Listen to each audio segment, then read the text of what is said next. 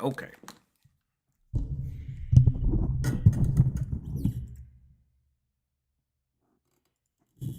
Welcome back, everybody. There is no music, and that worries me. Howdy, howdy.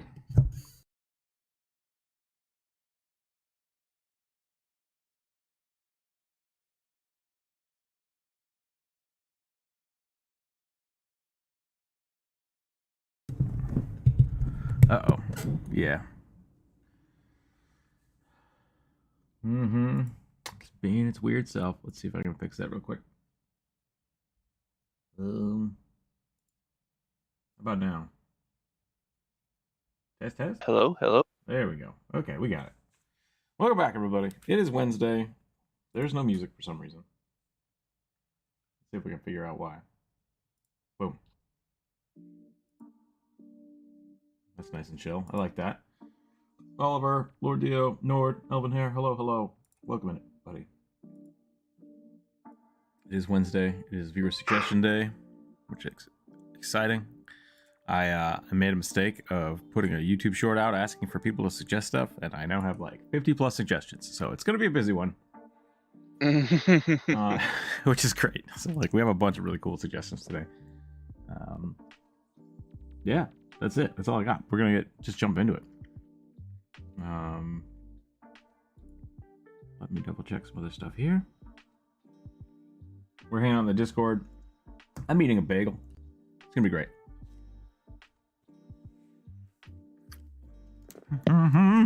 Best fast food taco. Yeah, it feels like a trick question to me. I guess I like Taco Time. Taco Time is pretty good. Not Taco Bell. It's a trick question. There is no good fast food tacos. Taco Time is okay for me. There used to be a Taco John's. I don't know if I ever went there.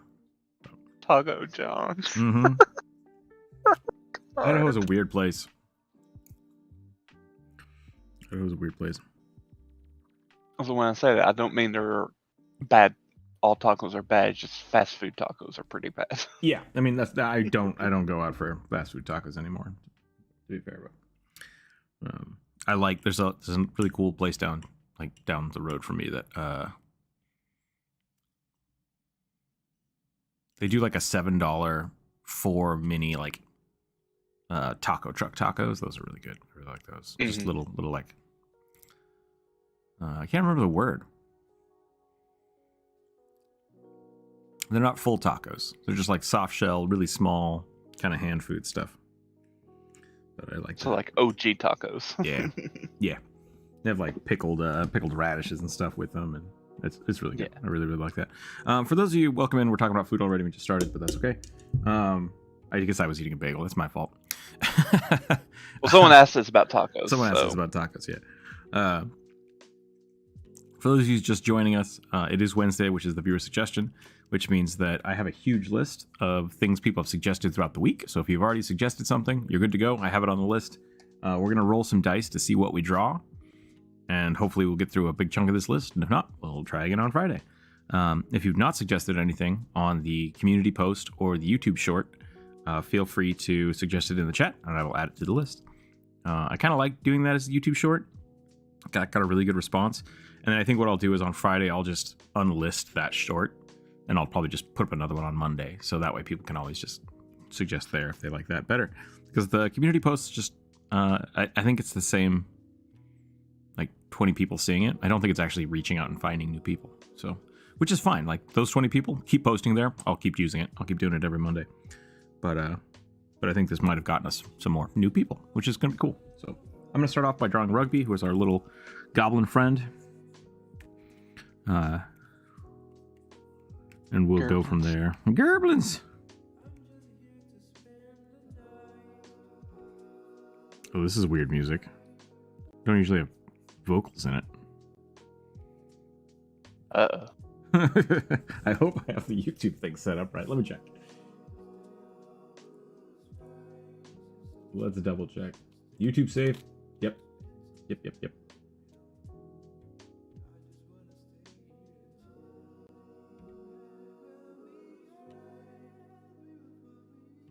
Whatever. Whatever. Here we go. Let's see what we got. Might be unpopular with Taco Bell Dorito Loco Tacos. I've never had one of those. Make great quesadillas. I like quesadillas. I make quesadillas from time to time. Walking tacos? I don't know that one. Taco Cabana makes best good crispy beef tacos. I get mine meat and cheese only. I love like the salad in tacos. This is the best way to say it. Like even like if it's just cabbage, like good pickled cabbage on a taco, it's so good. Slaw and fish tacos, really good. Just got back from the interview. May have gotten the job. Yeah, way to go, Bionic. That's awesome. Congratulations. I hope that goes well.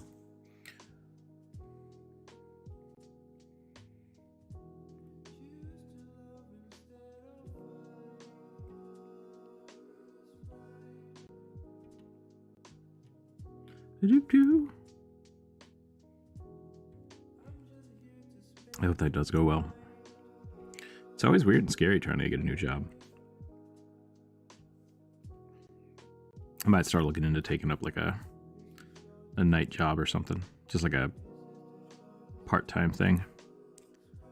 Fill my afternoons with more work. More money.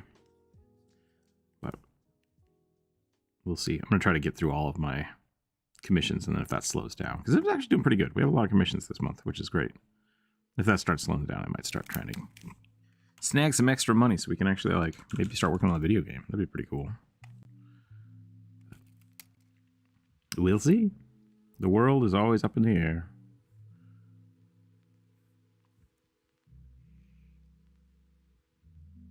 Got some nice new shoes today. That sounds awesome. Money to feed the skip cat. Exactly. Yep.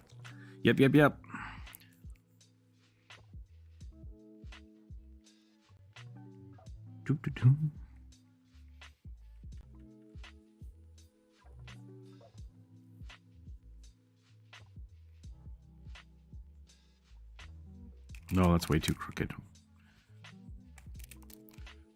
This is a real derp rugby. I haven't drawn a derp rugby in a while. We're gonna try our best here. Let's make his eyes a little bigger.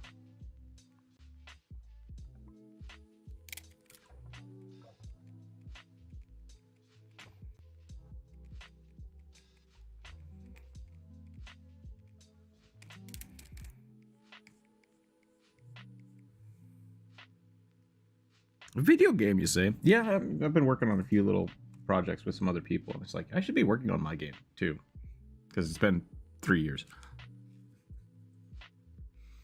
It's a lot of work.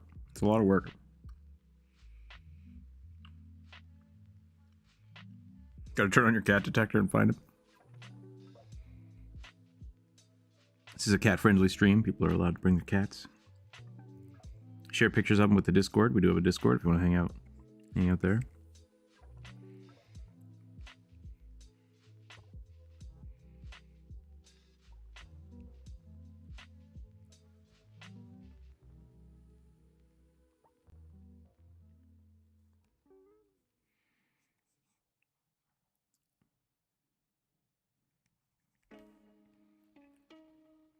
I might try to find like a part-time art teaching job this summer. That would be kind of neat.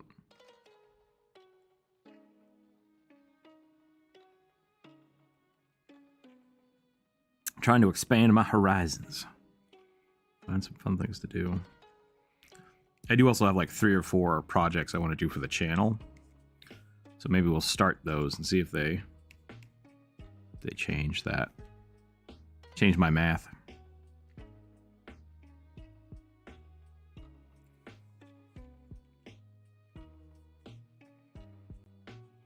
Tonight might be the last session of one of my D&D campaigns, which could be really interesting.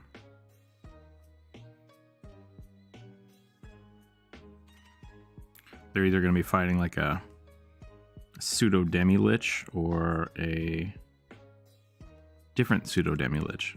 We'll see what happens.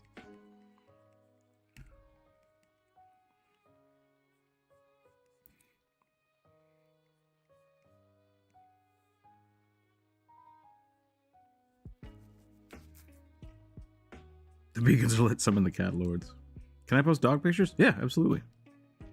I think my cat has left through some cat things. Gloomy, hello, welcome in. If you want to be evil, you can just spam cluckbait. Is that just chickens? Like chickens in bikinis?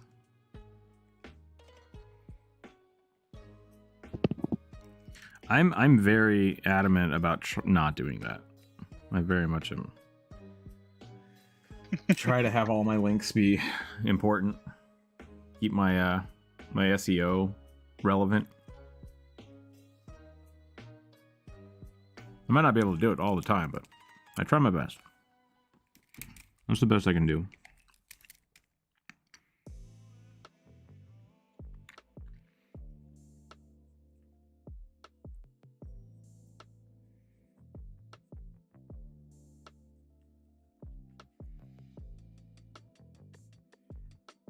Can I add a suggestion? Yeah, if you haven't posted one this week, you're very welcome to.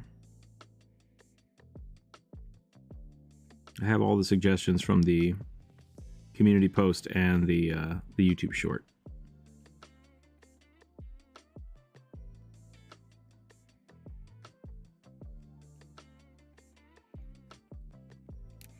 I'm gonna give him a little wizard hat. Feels like a wizard hat day.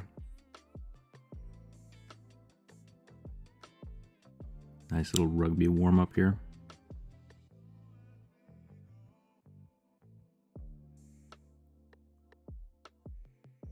Gotta draw one for me first, and then I draw everyone else's.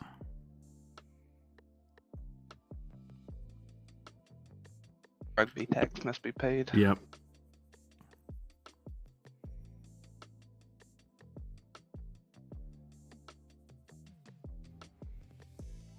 Chickens in bikinis got the weirdest thing I found on the internet. Not the weirdest thing yet. Goblin alchemist with an oriental vibe? Okay, we can do that.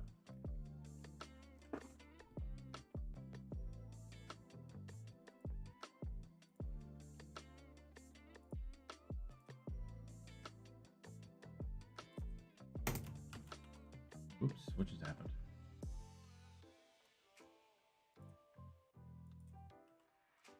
Well, why do you do this to me?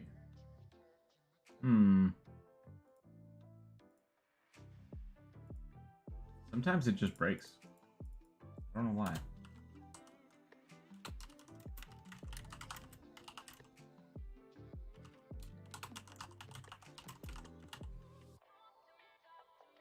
Oh, because there's like 1,000 spaces in front of it? Or is it because it's centered? It's centered. Ah, that's weird. Okay, we fixed it. 45. We have 45 suggestions today. Lauren, hello, Sweet hello. Mm-hmm. So just saw the new trailer for Strange. What's it called? Strange Way of Life, a new Pedro Pascal movie. Nice. Is that the one with Nicolas Cage? No, this is with Ethan Hawke. It's a Western. Interesting.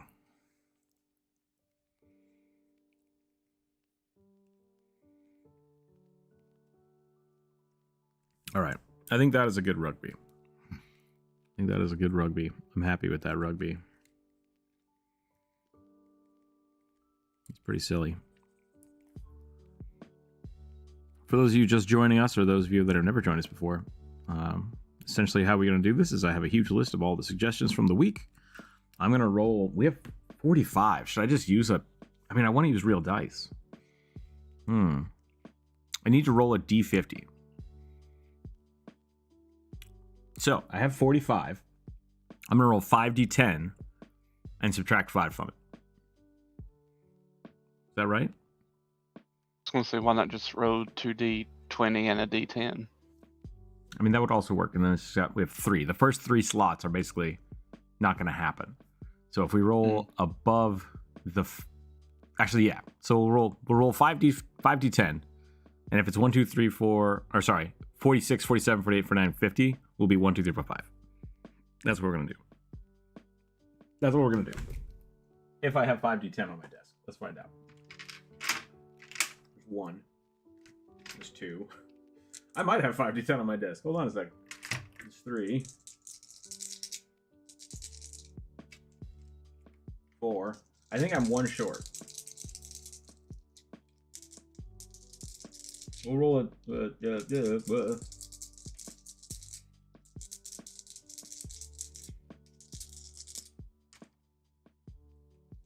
Actually, you know what? Better idea.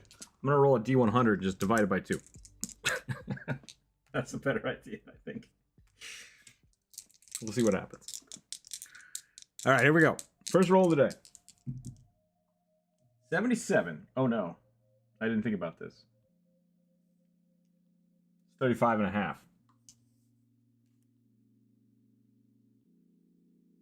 That's not right. It's 35 plus 3.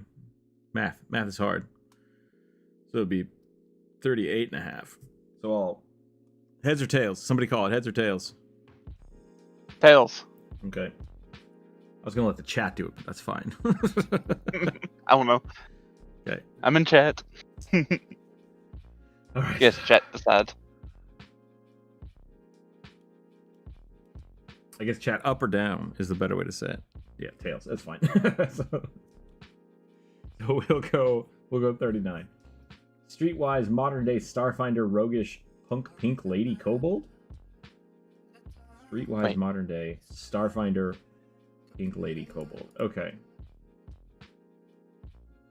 Roguish punk pink lady. That's so many things that don't match together. You've never heard of pink punks? I was thinking of a red hat lady. That's what I was thinking of. Do you know what that means when I say that? Like the red hat clubs? No. Yeah, Sorry. Those are not the same thing. Sorry. So the red hat club is like I guess a boys club, but it's older women. They go and like they try to do community events or community aid, and usually just end up going to restaurants and hanging out with red hats on. I used to work in a restaurant that hosted them every week, but no, that's what I was thinking of. So you're right. So a pink punk lady kobold cyberpunk. Got it. That's a lot. There's a lot there. We're gonna do it.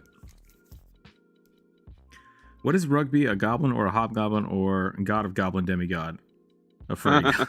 No, he's a normal goblin who is wearing a bugbear rug as a costume. That we know. That we know. Yeah. Yep. That's the official story. That's the official story. Correct. Okay, here we go. Cyberpunk kobold, huh?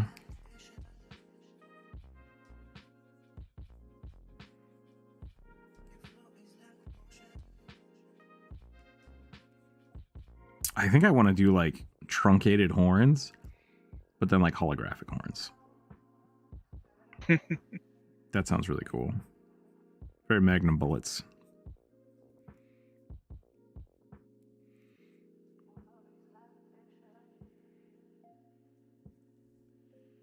Chilling in my garden, looking at the forest and listening to the bird song near sunset. It's gonna get real creepy. Oh yeah. Also, so 33 suggestions I see. Yeah, we have a lot today. We have 44 altogether.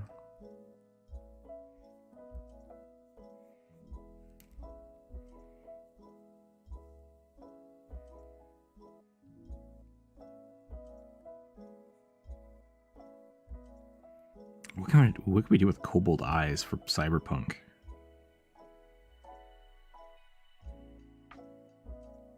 Did you ever watch Treasure Planet? Actually, no. I've never seen Treasure Planet. Oh, never mind. I was I gonna know say what you're there's a talking guy about. who has their version of John Silver has like a telescopic eye. Oh, weird. Like it looks like a normal eye, but then it kind of like flares open and has like a scope in it. That's pretty awesome.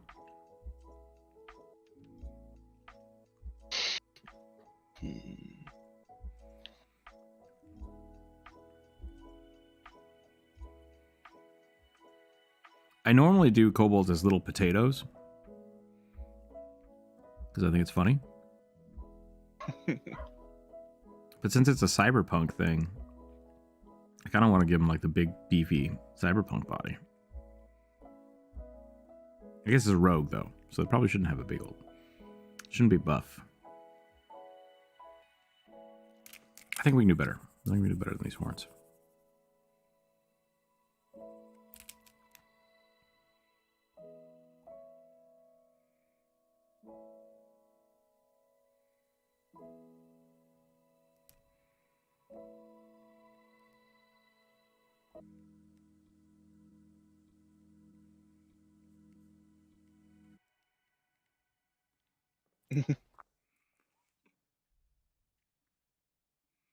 Domino's for dinner. Today's been a good day.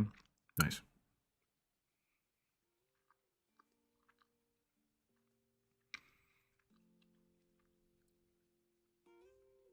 What's the average for a suggestion? What do you mean by that? What's the average for a suggestion that gets drawn on? Like, how many do we do?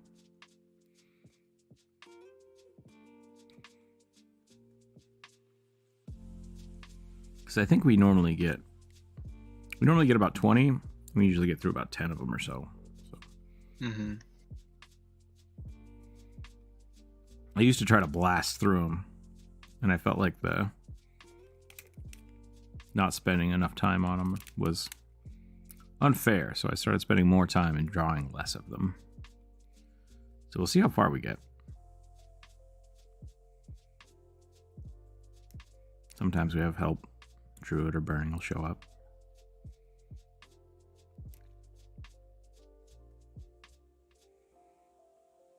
But I'll probably be around today for a while, trying to get these done. So we'll see.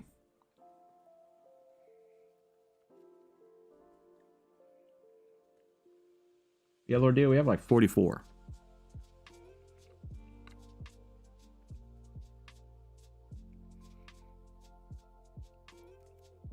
Business taking a nap is always a good thing to do. Or just go to bed, you know?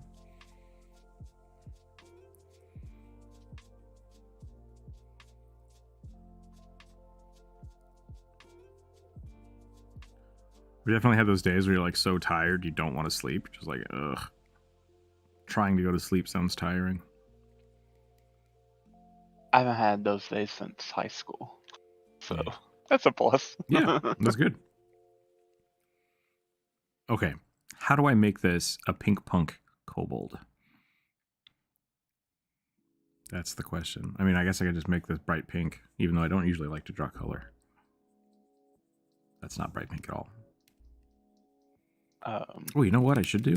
I should just draw the lines with the pink. A pink Mohawk fan. Ooh, I like that.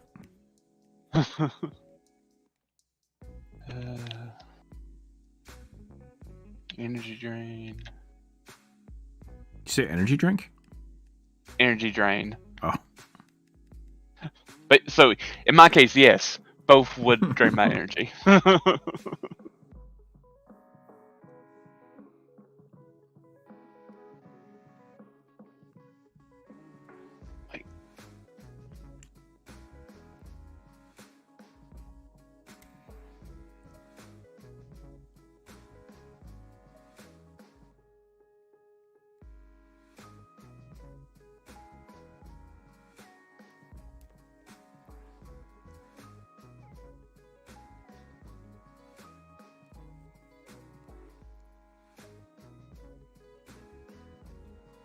Starfinder is not cyberpunk. I have to keep telling myself that. Starfinder is not cyberpunk. Indeed not.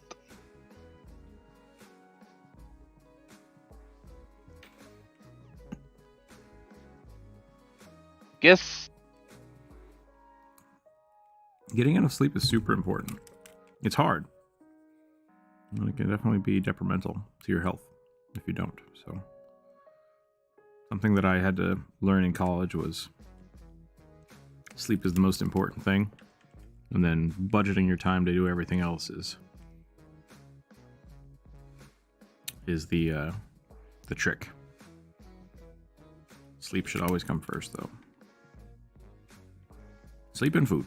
Sleep and food.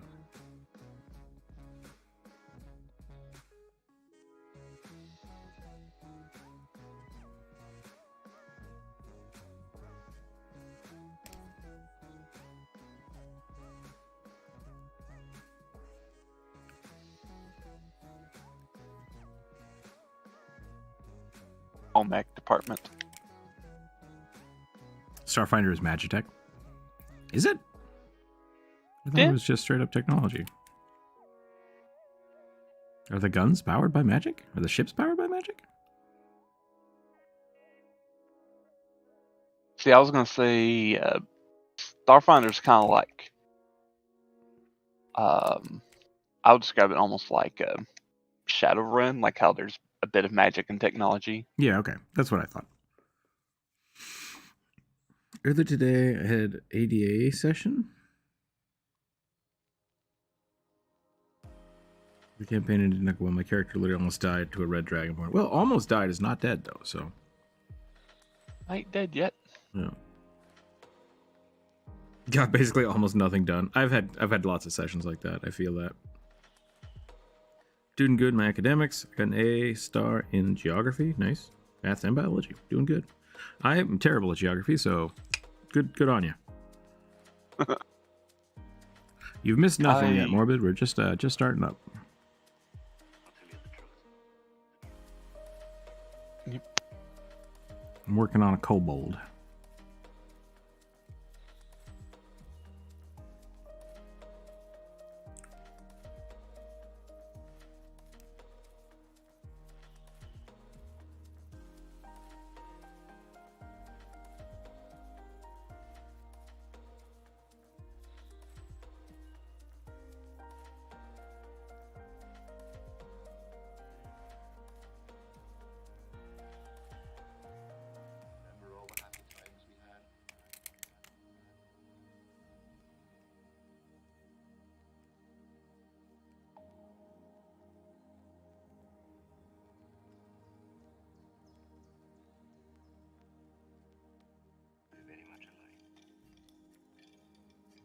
Math makes me tired.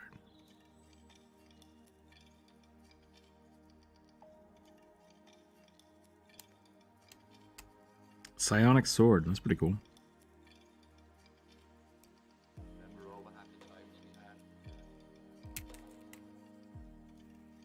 I want this kobold to be like, do I eat the gem or do I stab the gem? Yes. What should I do here?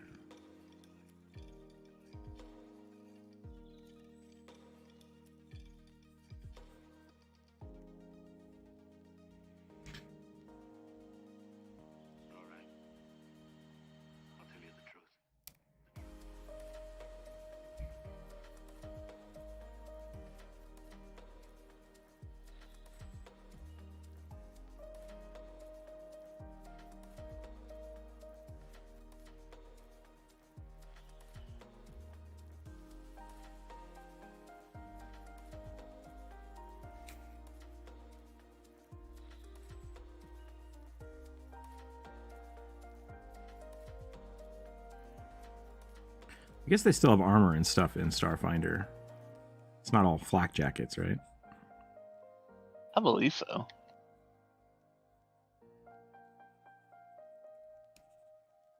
I mean, I know you can like play a cleric in Starfinder. Yeah. Yeah. Fantasy, but in space.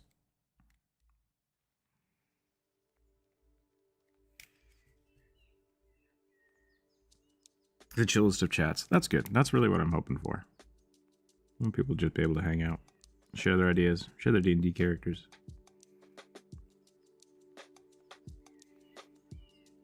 Get some sweet ideas.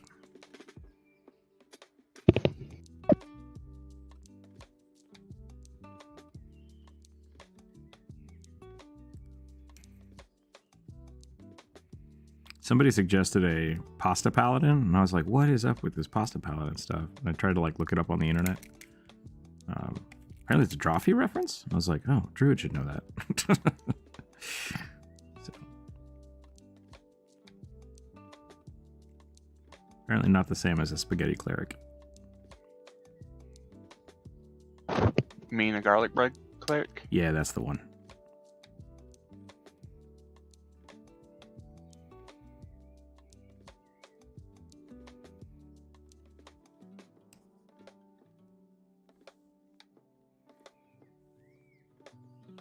I feel like when I draw kobolds, I should really like go and pick like a newt or a lizard or something, and then just try to make them look like that.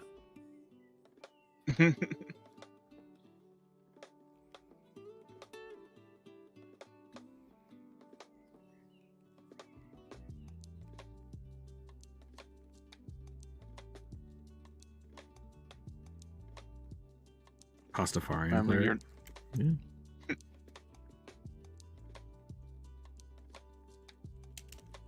And all our sessions had something impactful done. Yeah, I mean, I've had sessions where my party will show up and then spend literally the entire day deciding not to do something. Like, it's rough. It happens. But like, if they're having fun, that's all that matters. So if you're not having fun for a session, that sucks. I'm sorry, but like, but it's a thing. Indeed.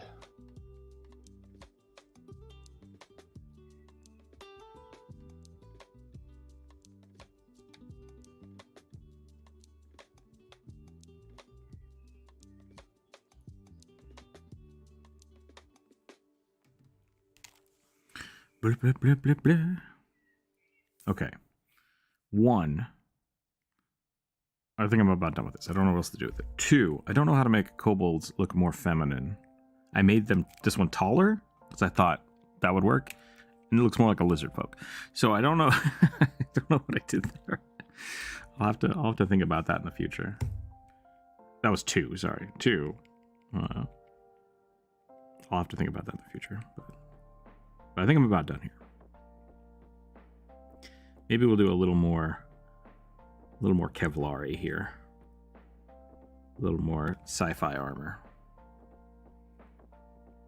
It was supposed to be a rogue, so like maybe we'll give them some little tool belts on their lapel.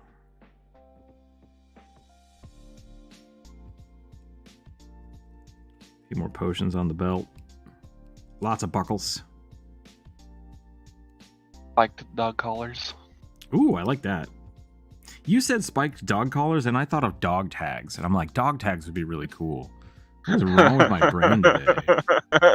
It's Wednesday. I want a red hat lady with spiked dog collars, and oh, who knows? Who knows what's happening? More daggers. That's what I need. Yep, more daggers. Daggers for days. Sounds like you need a vacation. I do. I need to make more money. Vacations are the opposite of what I need right now. Or more rest or something. Maybe more rest.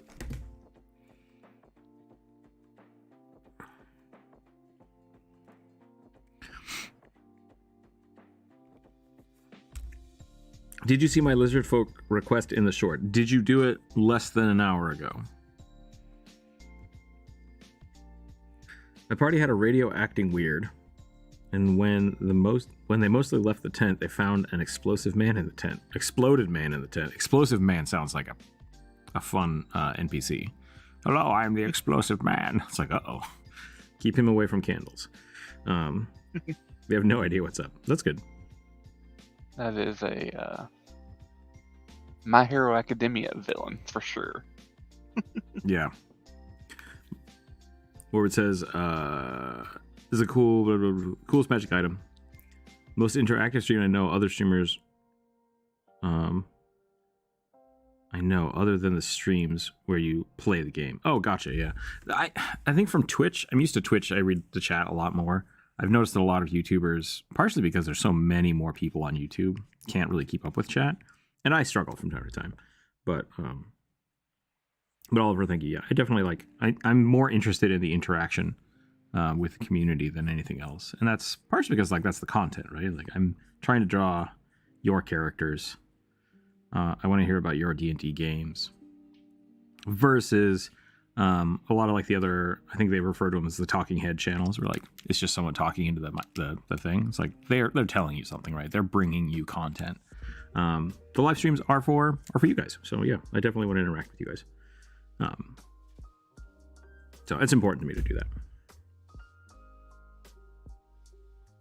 Larger hips to lay eggs. Yeah, I guess that would work.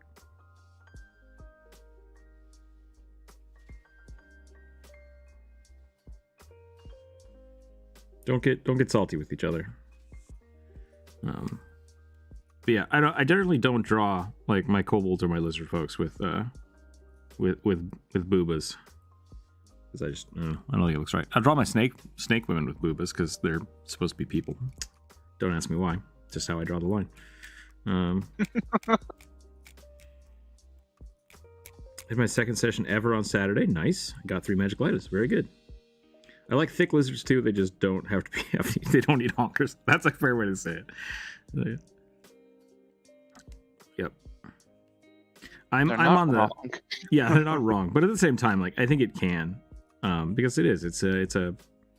Regardless of what you're doing, you are trying to make them. I was gonna say humanistic, but that's not the right term. Like for kobolds, I feel like kobolds are lizards that gained bipedalism, whereas Yuan-ti are people that become snakes. So that differentiation of like which direction the animal traits are coming from makes a difference to me. Like I think it does. Same thing with like lizard folk. Usually lizard folk, I try to draw them very kind of androgynous, like because they wouldn't have the mammalian traits at all. So same thing with like faces and stuff. I try to make them really, really lizard-like. Cough, cough, cat girls. They have like the people proportioned head, but then cat ears. It's like that's not how that works. Like that makes no sense. I'm so confused. So,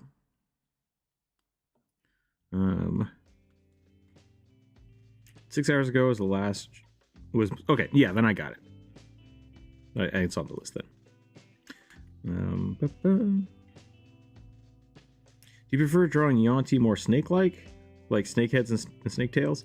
I don't. Like, so there's 2 types. If you guys haven't seen my Yuan-ti video, I highly suggest go checking that out. I'm gonna roll the dice again too.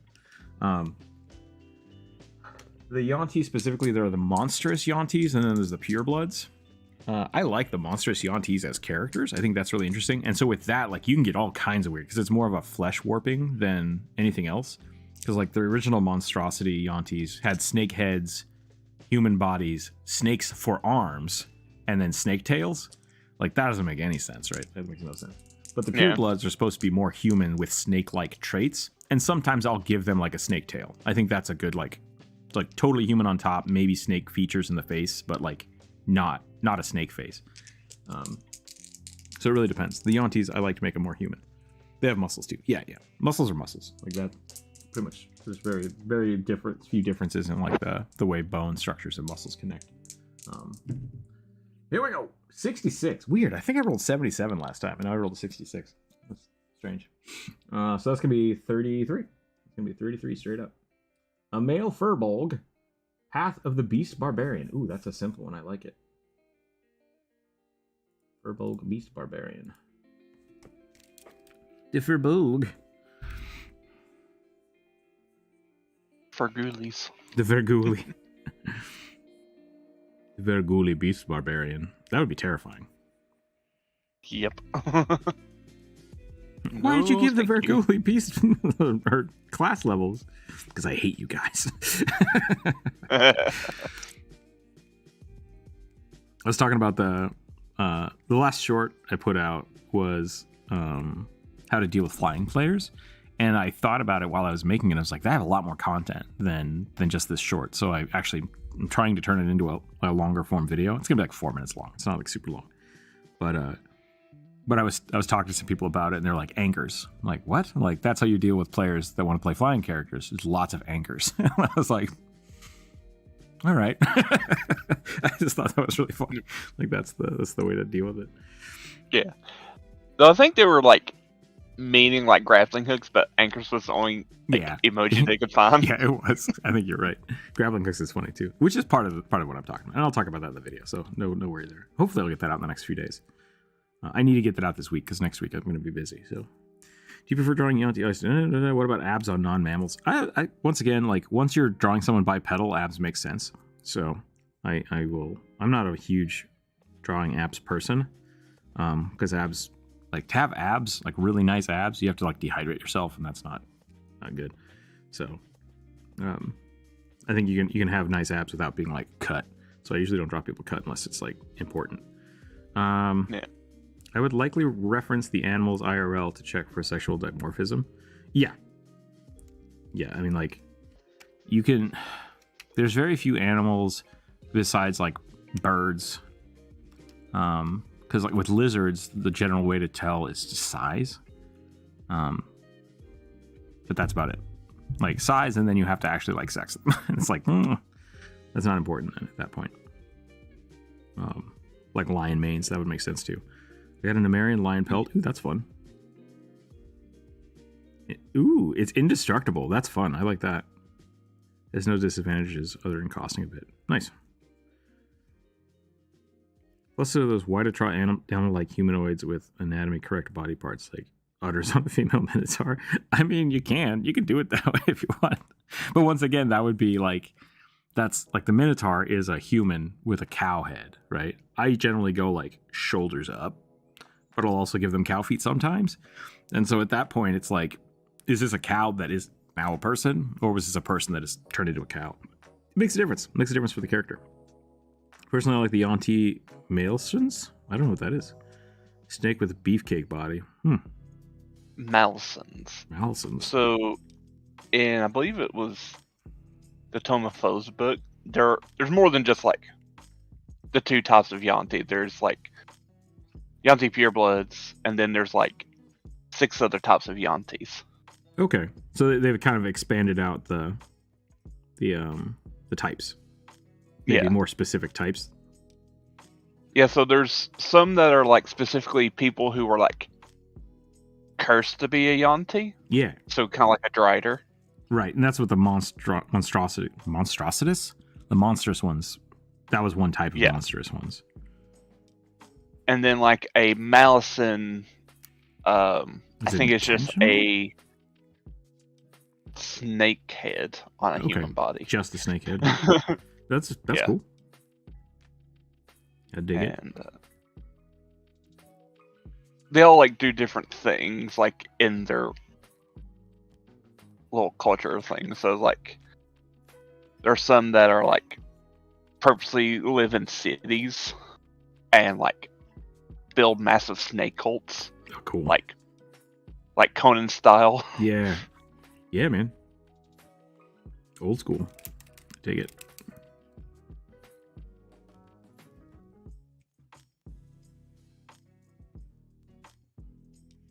I dig it. I prefer drawing animals with animal heads. I feel like just giving them ears or tails is lazy. If you're going to make a human, at least keep the most animal intact. Yeah, and I agree with that. I generally like to do it that way too, which is why I always give shade to cat girls, because like cat girls are fine, but like, I have nothing wrong with people wanting to play cat girls in video games. Final Fantasy is a prime example of that, but yeah, I like generally when I'm making anthropomorphic people, it's like I want them to be animalistic, because otherwise, why not just be a person? Like, really lean into the things that make you unique. Also, how to nerf flying characters puts the whole session underground in a cramped temple. You can do that. That's definitely a viable thing, but you just have to make sure. Normally, what I would do when I'm dealing with flying players is you just have to build the campaign around them, like knowing they exist. Because if you're building stuff to counteract a player, then it becomes you, like the player versus the DM, and that's a bad mentality to have. So it's really more important that you're on the same page so that they understand, like, if you're picking flying just to like cheese the game, they shouldn't be in that game. Like that's not a good attitude to go into a game with. So, and if you're a DM, and because that leads to the DM saying that, like, oh, well, I just have to keep countering you, and it's like that is contention, and that should not be how D&D is played, in my mind, anyways. Some people really like that. Some people like trying to one up each other. I just want to tell a good story. Like, I want to have fun with it. So, isn't it funny how some people pretend the flying PC is the only flyer in the world? Yeah, exactly. That's exactly my thought. Bionic. It's like if the flying person exists, like you are other people in that universe know about flying creatures. Otherwise, it's like, oh my god, this weird bird man is so unique. And then that's that can be a whole campaign, and that can be really cool. That all of a sudden you have this superpower, but you have to build a campaign like that. That's really all I have to get to. So that was sold by me. Wait, you sold it? Oh, sold to me by a really nice Danish leather worker. Wait. Can we just admit that buff women are hot? I mean, buff people are hot.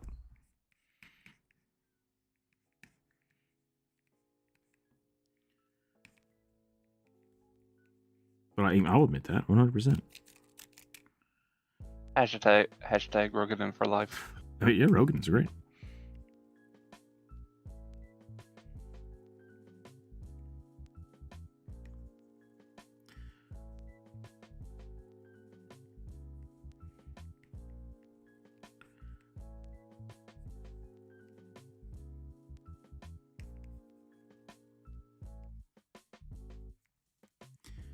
If you are so insecure in your life that you can't decide whether or not someone is attractive,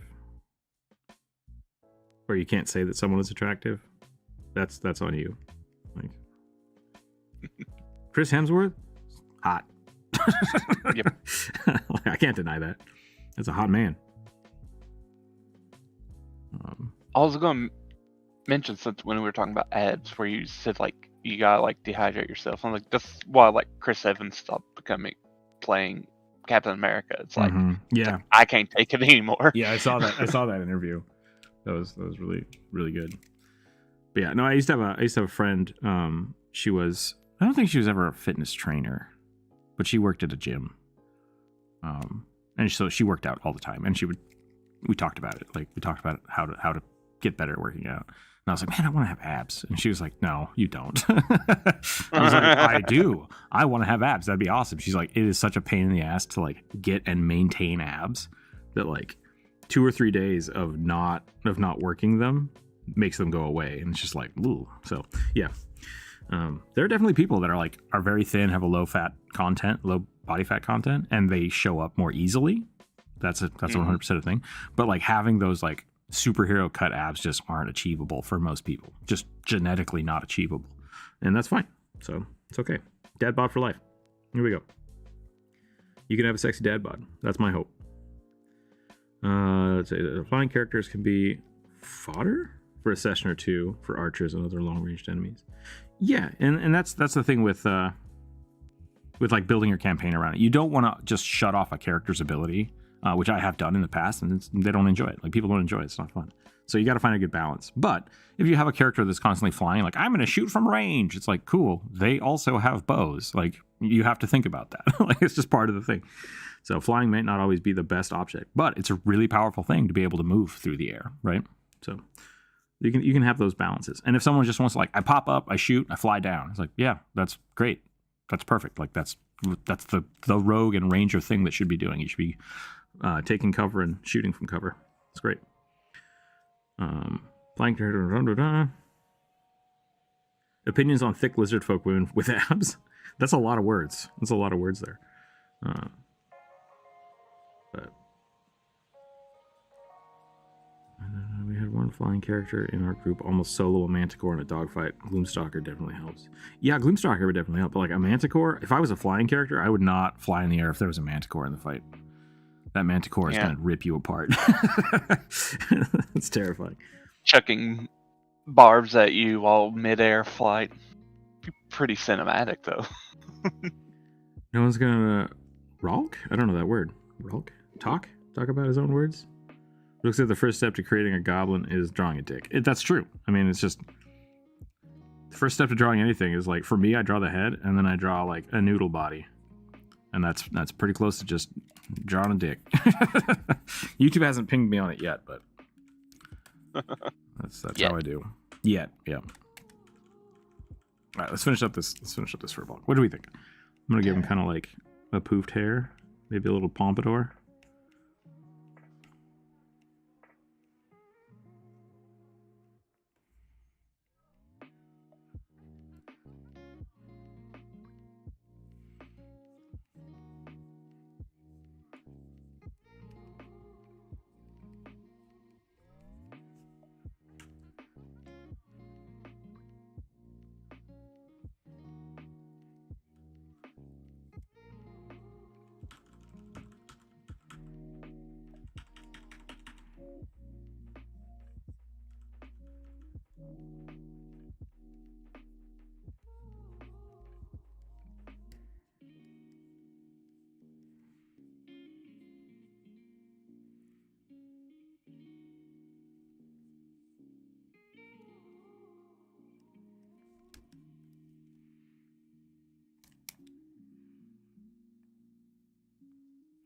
I prefer reptilians to have different muscles than most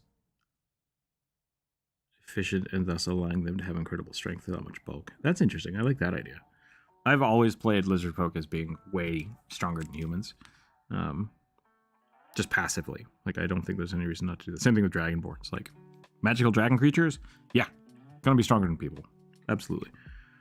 Sword of the Forge. Oh, interesting. Okay. To reforge itself into a one-handed weapon. That's pretty cool. That's a lot of good weapons. Or a lot of good things for, like, a first time. I assume your character's, like, level 5? Level 3, level 5? There's a rune in 2nd edition that lets you do that. Yeah. There's a Pathfinder build for magical items for that, too. It's one of the magical items you can make as an artificer. It's a pretty common item. Like, it's from older editions as well, and I like it. Yeah. Just like standard action switch to something else. Yeah. It's like mercurial weapon or something like that. Yep. It's a cool idea. I really like it. I like the idea where it's like, where it name suggests it's like made of magical mercury. Mm-hmm. Yeah.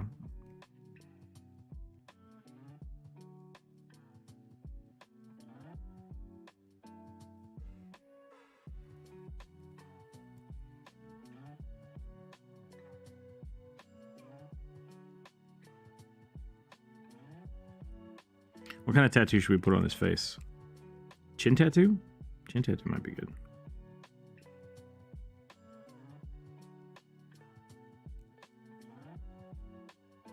Maybe stripes on the side.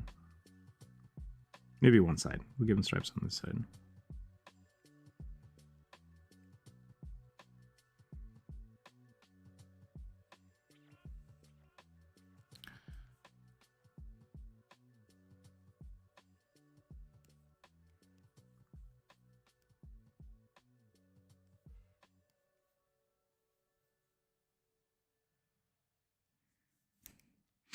I want to give him just like two hand axes. Is what I want. Maybe not. Maybe he's got a shield. Can barbarians use shields? I want a barbarian to use a shield. They can. Just like shield bashing people all over the place. Yeah, I think they're proficient in shields. That's my dream. Everybody wants to use that two-handed axe, though. It's like, I get it. I get the D12, but like, shield bash people. Either that or the great sword. Yeah. I hope they just released the Unearthed Arcana for the weapon stuff. I hope they go back to like really being able to specialize into weapons. Which Pathfinder does. Like each of the weapons class has its own crit speciality. I like that. Mm-hmm. I think fighters still have that option when you specialize into a weapon type, but I like that. I think each weapon type should have its own unique flavor. So let's see. Let me catch up here. Side question: what race class would Rolk be? What's a Rolk? Is that your character? Who's Rolk? Yeah, I don't know.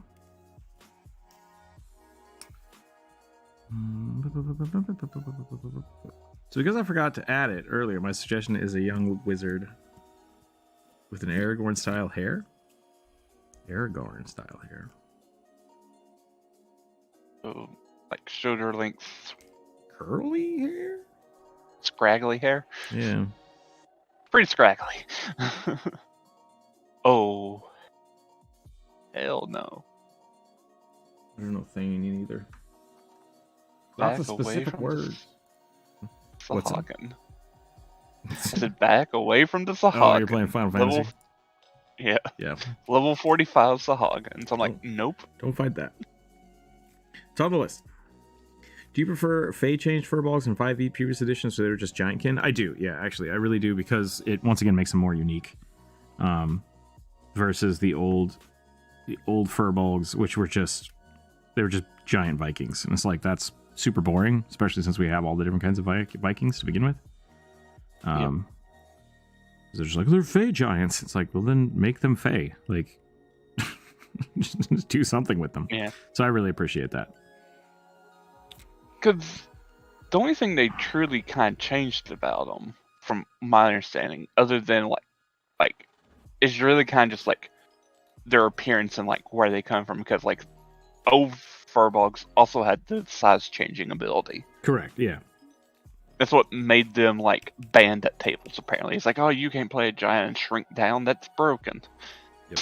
It's like, sure. No, it was completely cosmetic for 5e, and I appreciate that because I like the concept, like because the giants being able to like absorb elements and kind of storm elementals, fire giants, storm giants.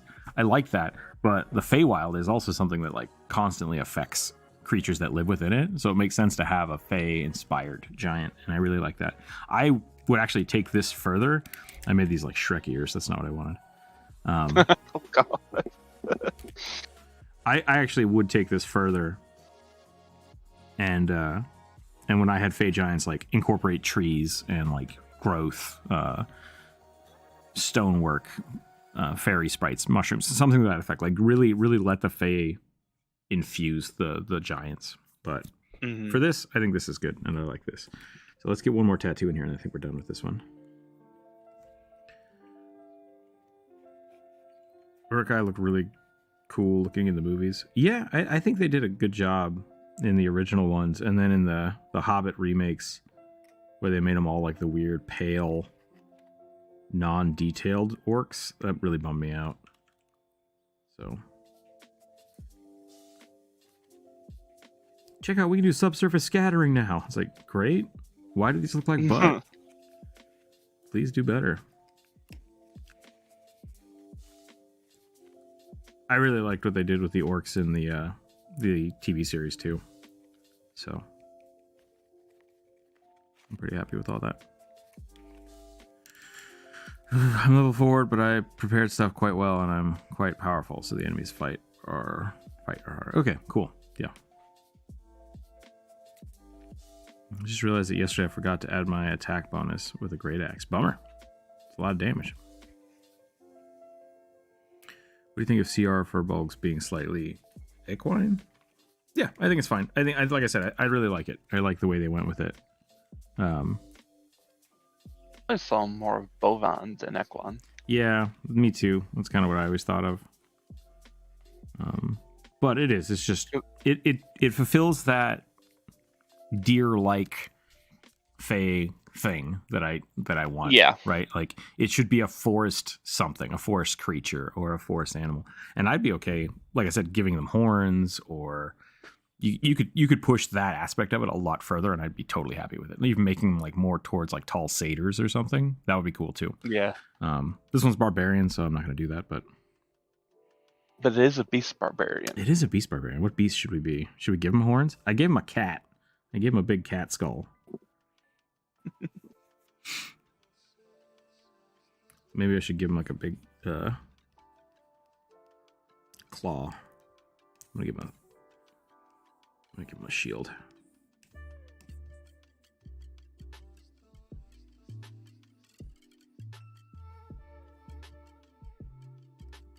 An axe here.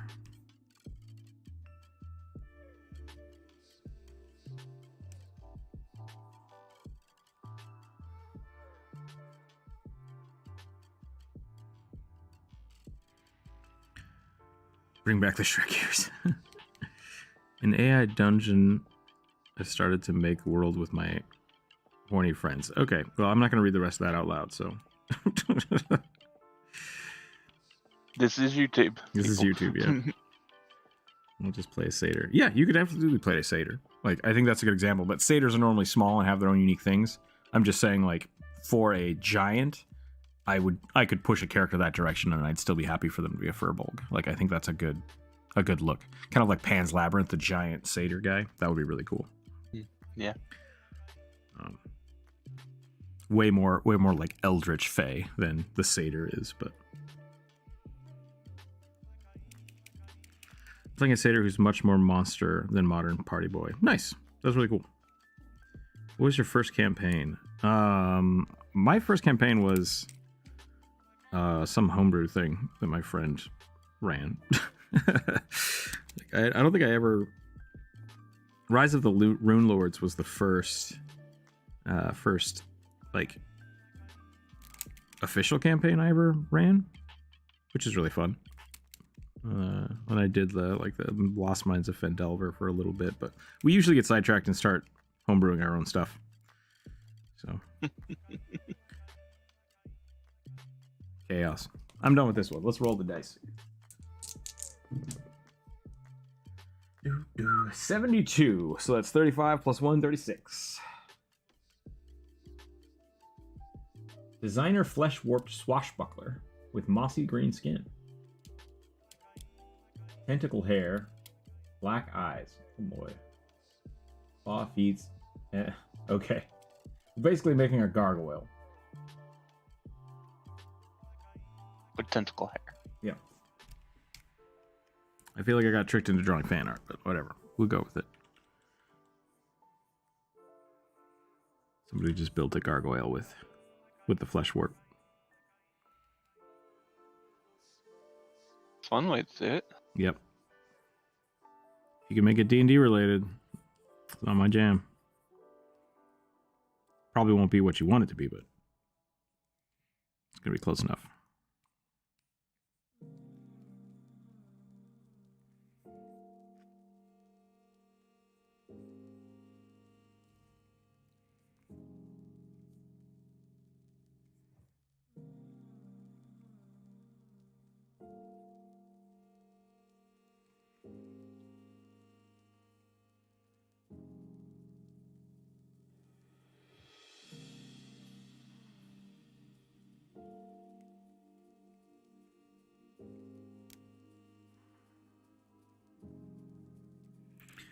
Barbarians with horns. It's just begging for a gore attack. Oh yeah, yeah. That's part of the beast thing, isn't it? That you can grow horns and gore people. If not, I would not allow that. I thought that was one of the options. Maybe that's for the shifter race, though.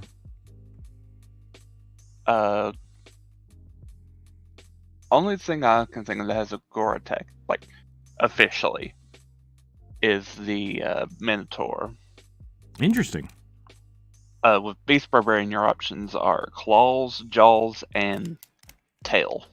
Well, that's weak sauce. I would definitely allow gore. I mean, yeah.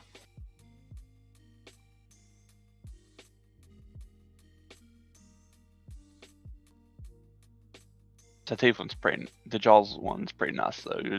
You eventually can get temp HP back every time you bite someone. Nice. Yeah, I like that.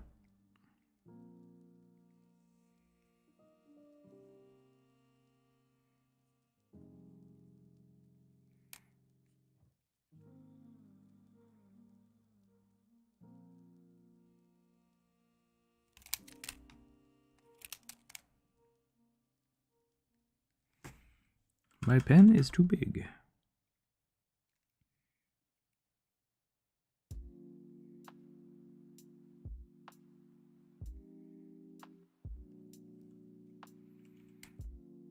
Okay, they want jewelry all over the place. This is a swashbuckler.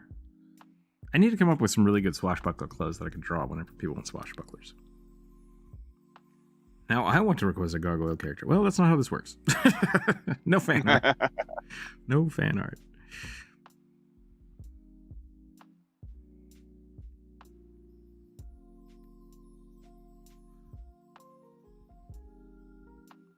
Worlds are more grim. I'm definitely stealing from Pan's Labyrinth. Yeah, Pan's Labyrinth is great. It's good design.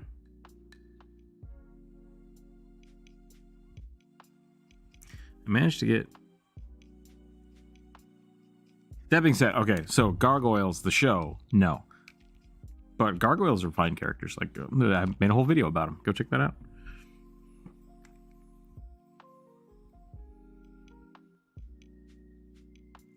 Gonna DM your first dungeon on Monday? That's awesome. That is awesome. I feel like I'm forgetting something important about this character.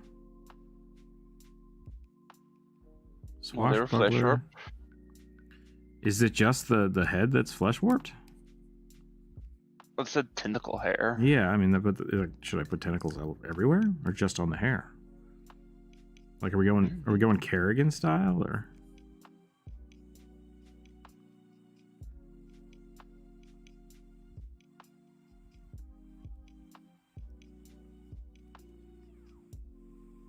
I guess we can start. Cannot enter those. Yeah, I'll check. If I don't delete the thing from the list, I forget to. And then we accidentally roll it again for some reason. That happens all the time. Yep. But if I delete it right away, I forget what it is. They're supposed to have green mossy skin, which I can't really draw. I can make them a little darker, I guess.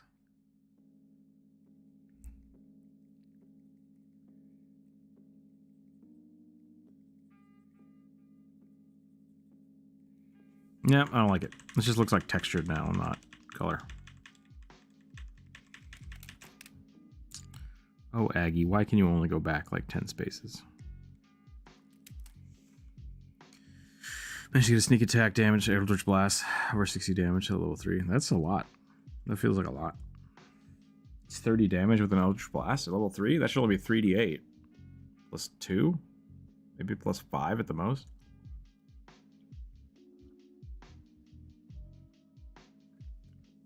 That's like 42 damage. Because I had Hex on before also. Okay, so I was like 48 damage plus 6. That would do it. Sure. That could get you to 60, but that's like max damage. That's max damage on all your dice. Impressive. Tail has a reach that adds it to AC and claws gets bonus attack. Okay. That still seems very underwhelming to me.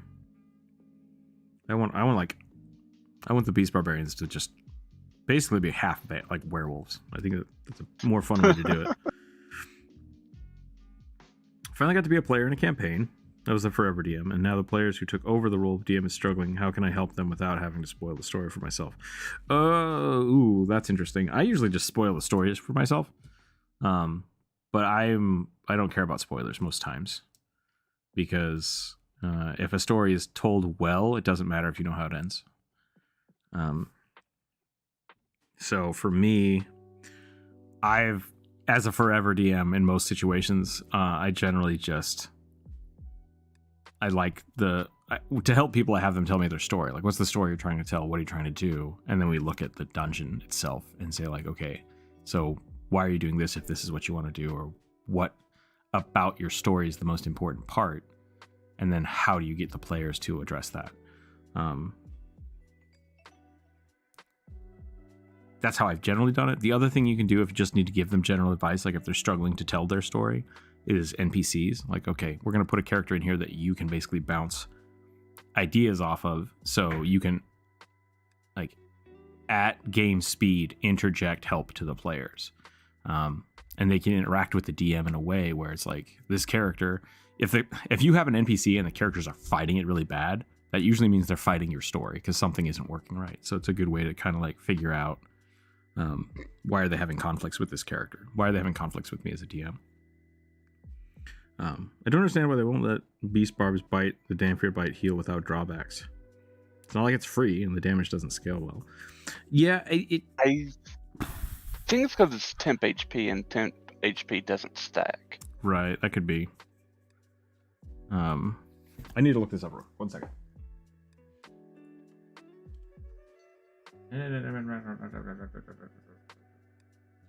Feet and claws. Okay, that's what I'm missing. Oh, it's a swashbuckler though.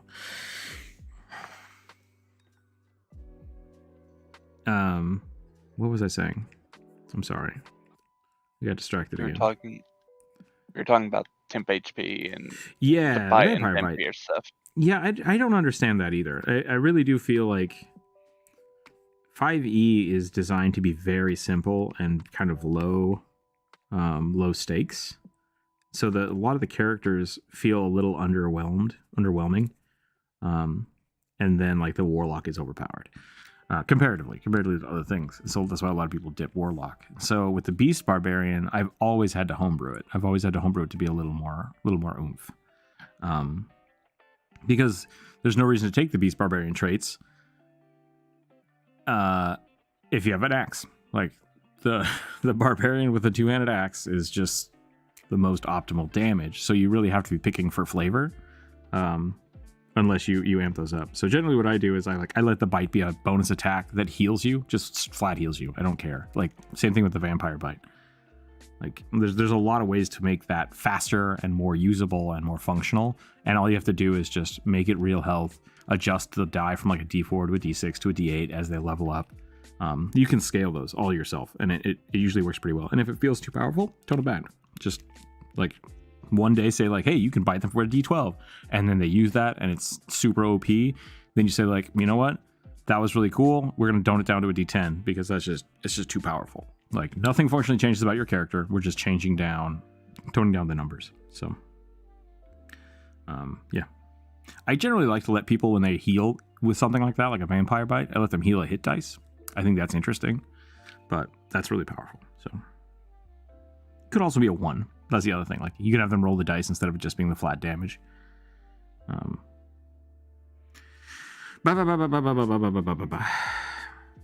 This is my psionic sword, by the way. Gotcha. Control mind and attack. That your character is really powerful for a level 4 character. I'd be really careful about. Yeah, +3 to intelligence checks is pretty good. Like that's pretty good. And getting 2 cantrips out of it. You're essentially a level 7 character now. So, yeah. No lizard folk yet. No temp HP regen, regular HP, but feature lighter gives temp HP. Interesting, okay. When preparing a dungeon from scratch, how do you do it? That's a huge question. Other than just drawing a map and writing a couple combat encounters. I mean, that's it. Well, the way I generally go through the process of starting a dungeon specifically, not like a campaign or a session, is I figure out what it is I want them to be doing in this dungeon, and whether or not that means like is it a trap dungeon? Is it a combat dungeon? Is it a puzzle dungeon? Do I want them to be punished for failing things, or do I want them to be just exploring and having fun? So like all of these things are legitimate questions that you need to answer beforehand, and then those drive the development of it. If all you're struggling with is like, how do I make a dungeon look cool?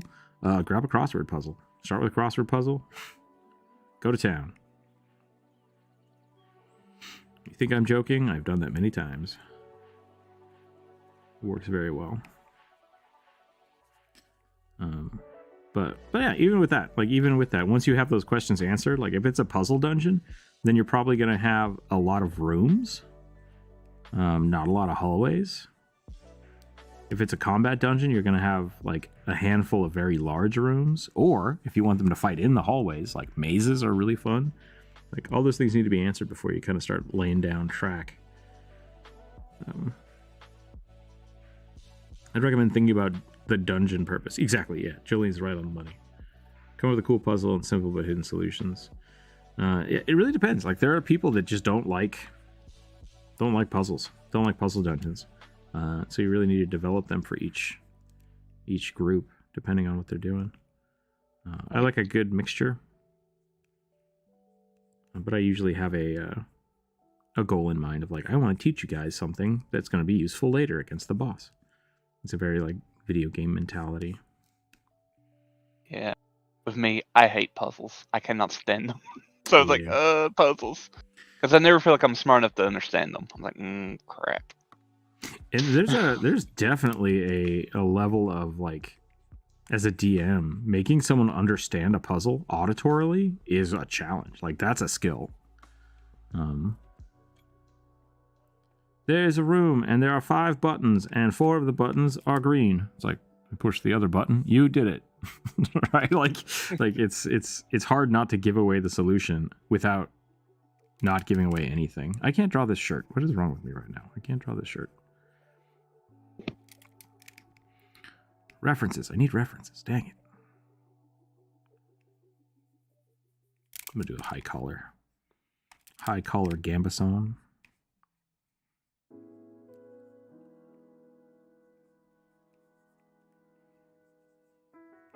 The bucklers of Swash. Give big poofy sleeves.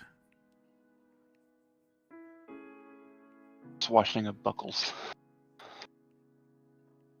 Actually, is that where it comes from? Like, I would assume it was sword and shield etymologies, but like, is it because they have belts? No, so it has to deal with like actual like bucklers. Okay, good. So like the small like almost shield boss style. Yeah, that's what I thought. That was my original thought. Yeah. If someone has a homebrew gun like a musket or a flintlock pistol, do you allow it? I mean, yeah, I have guns in almost all of my games. I like giving them to people that don't know how to use them because, like, the player knows what it is, but the character's like, it's like, this is gonna be dangerous. That's always fun. I gave my cleric friend essentially a rail gun. I'm like, you literally put any weapon inside of it and shoot it.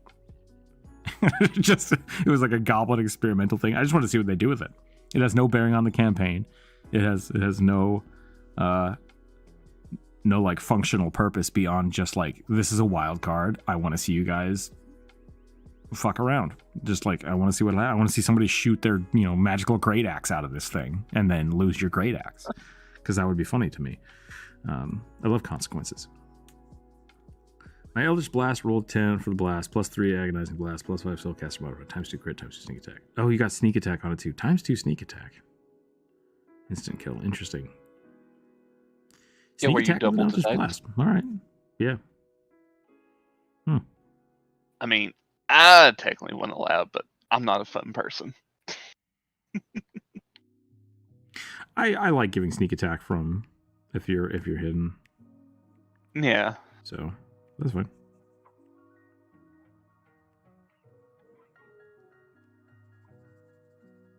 But I also let people crit. I would let people crit with spells. Because why would you not? Rolling all the dice is fun. Yep, I agree. I've killed players because of that too, on accident. It's like, we double everything. Oops. You died. How dare you? Yeah, if you're rolling for an attack, like a spell attack, absolutely should crit. I'm not, like, I will never argue that point. Or argue against that point. But I won't do double damage for a failed save. I think that's just mean.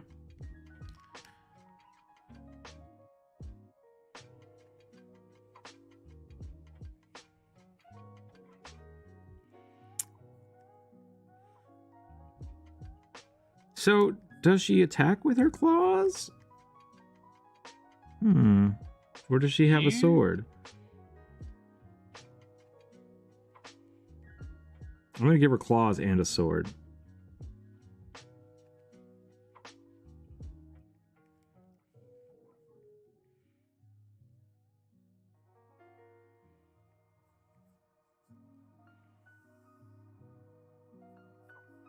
I need to catch up on chat here in a second. Sorry, everybody.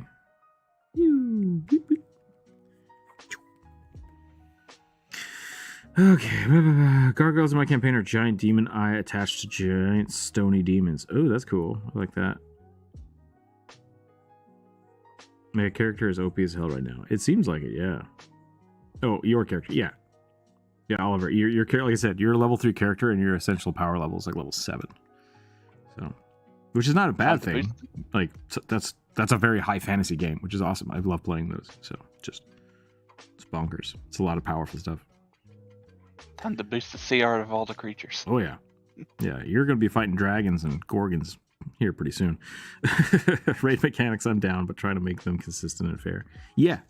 Cosmic. I definitely love that about, like, with dungeon dives. I love doing lair actions that maybe aren't tied to a boss. They're just like things that are happening, right? Like that's a good trap dungeon in my mind versus a trap dungeon just being like, the rogue takes 2 steps, search for traps. The rogue takes 2 steps, search for traps.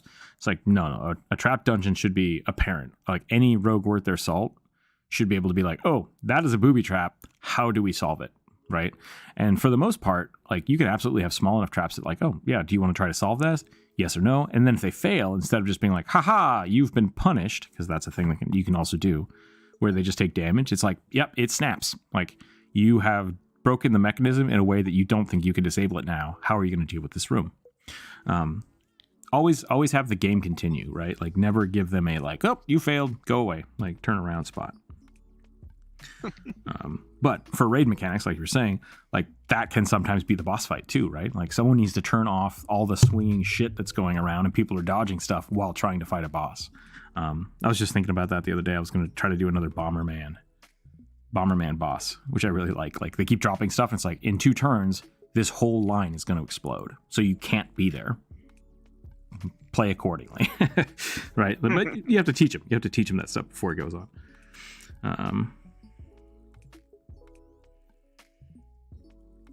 Definitely a combat dungeon because it's the Castle of Calman. I don't know what that is. And the Dragonlance Shadow Queen. Okay. Yeah, combat, and then just set up your fights first. Like what you want to, how you want the fights to progress, and then you don't really need a lot in between.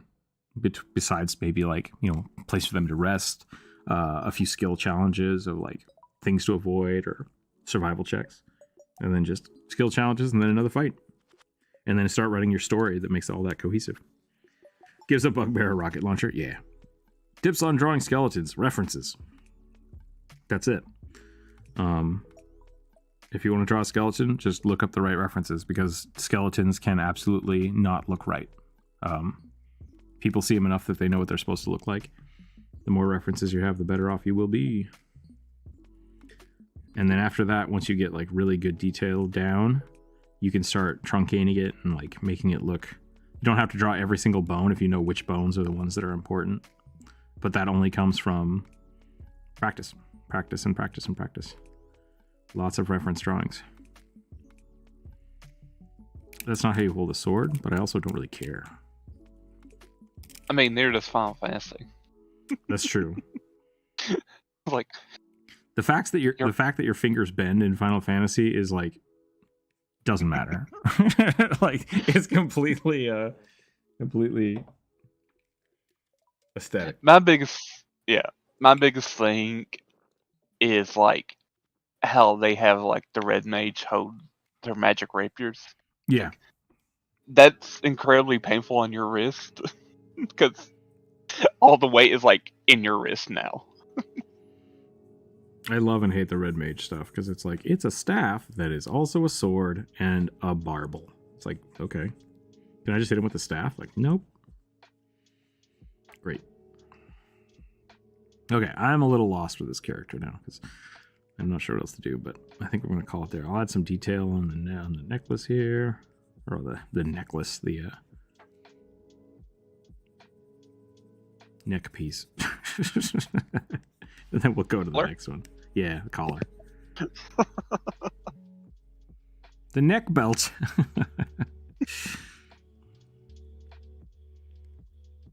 Give them a scabbard here. I could draw the other claw hand, I guess. What rules do you not like? Like limited ammo and weight, item weight? Generally I don't. My rule for thumb has always been if someone has a key component of their character, like ammo, I generally will try to give them items to make that easier. Like start the game, track it, and then if you can't track it, we'll find a way around it, right? Like giving them a belt of infinite ammo is a cool thing to have, but all it does is simplify the game. Like it doesn't change the fact that they were going to deal with it. Yeah. Because most people got to reload. Yeah, you still got to reload. So it doesn't, in my mind, it doesn't matter how much ammo you have, because if your character can run out of ammo like that, and then you're just done for the whole rest of the campaign, like that's not fun. That's just going to shut off their character. So facilitate them doing what they want to do, and then find a way to make it feel rewarding. Same thing with weight. Like I'll start them off with weight. And if they get to a place where it's like, oh, you have to choose which items to pick up because you can't carry all of them, or find a solution, that's great. At a certain point, that's not fun anymore because they've done that. Give them a bag of holding, right? Like it's just... it's just like traveling, right? Traveling can be really interesting at like level 3 and level 4. But when you're level 20, it's like... traveling on the road shouldn't be an issue for you. Like, bandits aren't going to be stupid enough to try to attack you on the road. Yeah. Because it'll just be trivial. So when things become trivial, it's not fun anymore, and you should find a way around them.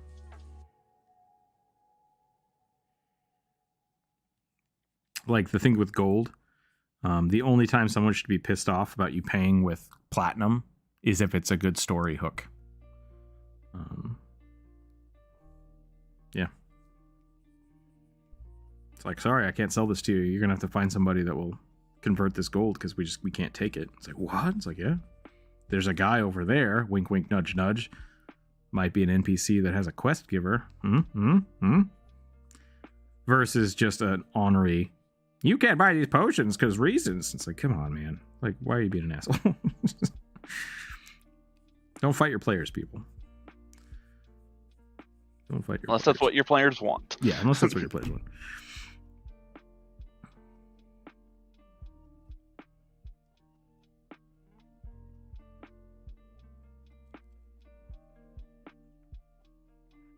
So I've definitely have known people who are very much enjoy that type of conflict. Yeah, absolutely. Same. Some people just like that. Especially like if you have a whole bunch of like rule lawyers, like that's what the beauty of min-maxing is. It's like, hey, you make a campaign and I'm gonna try to break it. And that can be really fun if that's the challenge, right? It's like, and that's where like the Tomb of Annihilation comes in. Like, I'm going to try to kill your characters fairly. You have to make a character that cannot do that fairly. And that can be a fun way to play the game. But everybody has to go in thinking like that. Because if you pick the one character that's like not OP, you're going to feel awful. You're going to feel crappy. Okay. I think I'm done with this one. Let's roll the dice again.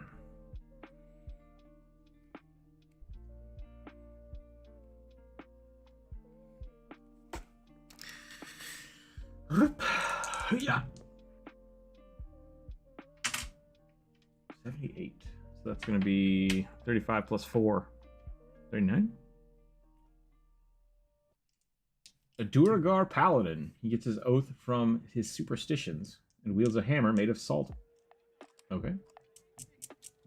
Talismans, crystals, Dreamcatcher spell focus, very dark broad, plate armor. Duragar and plate armor. I like it. Way they describe that character, they would make a perfect thaumaturge. Yeah. In 2nd edition Pathfinder. I like the sword staff idea from Dragon Age. It's like a short sword on one side and a staff on the other. That's a spear. That's how spears work.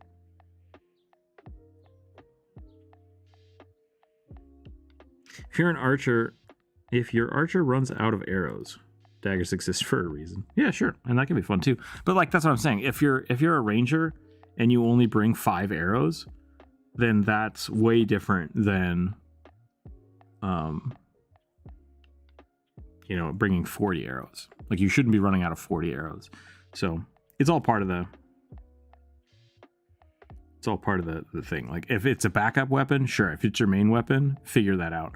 And I've done a lot of things where I will even give people, like, here's a bow that essentially has 5 arrows in its quiver every morning, right? Like, that's a good compromise.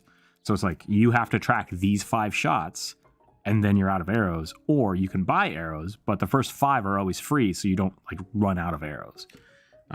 Basically replenishes at a certain amount of time, and then if they overuse it, it costs them something. And I like that aspect of it. Hello, any goblins today? Yeah, just rubbed me so far. What character is this one? So we're gonna be drawing a Duragar, a gray dwarf. Yeah.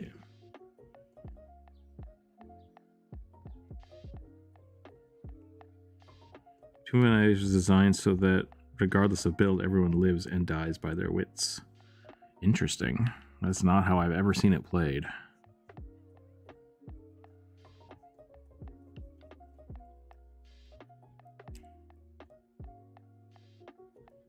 Some of my messages are disappearing. That's interesting. You might be typing too long of messages? I don't know.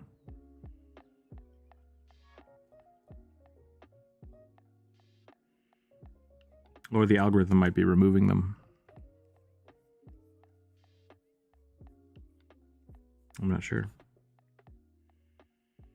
Dragon M, hello. Good morning, good afternoon. How goes everyone? I'm doing all right today. I'm doing pretty good.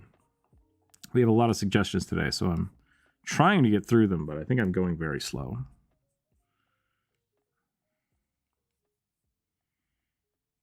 I think I'm going to do a bust on this one. Might even make it bigger. Might make it bigger yet.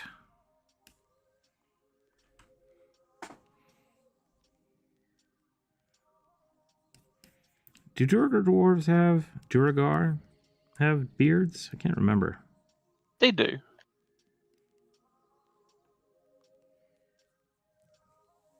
Though they're kind of described as not having like too much like head hair, like generally bald. Yeah. But that could be up to your personal taste.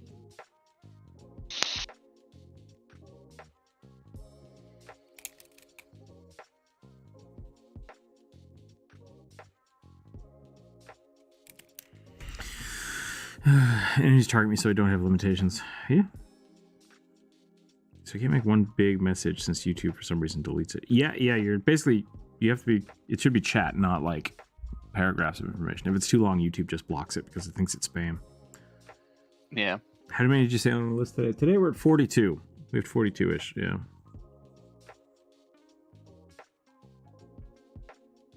Going to bed now? No problem, Gloomy. Thanks for hanging out. If you want to half something, YouTube is removing halves? Just like D&D. Wait, what? All dwarves have beards. Give me male or female. Some aren't in the face.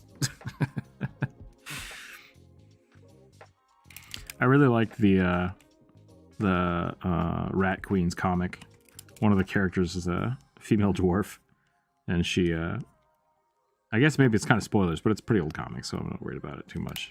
But she basically like shaves her beard to leave the family, like to just because she's mad at her family, so she shaves her beard and leaves. So you don't realize that she's a dwarf for a long time. So she grows her beard back, which I like.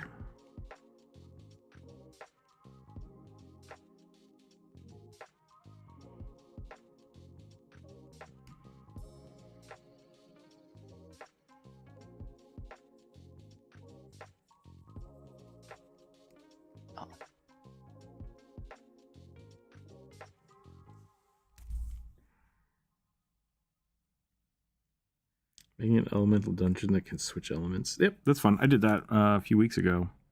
I used mephits. So anytime somebody hit one of the mephits, it would switch to a different type of mephit. That was really fun. Cursed goblin experimentation.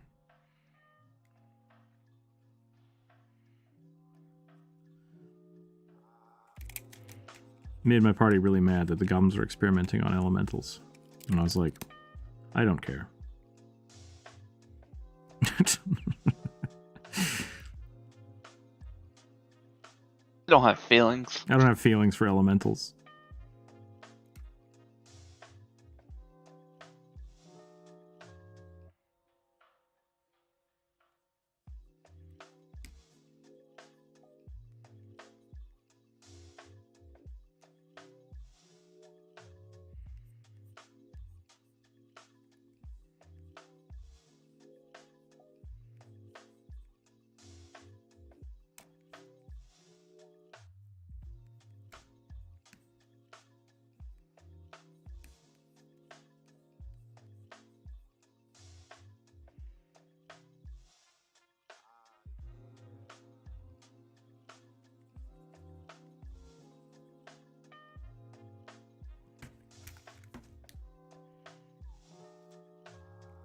Fire elementals make lava in the room, like freeze in the room. Yeah, actually that's right how the mephits work.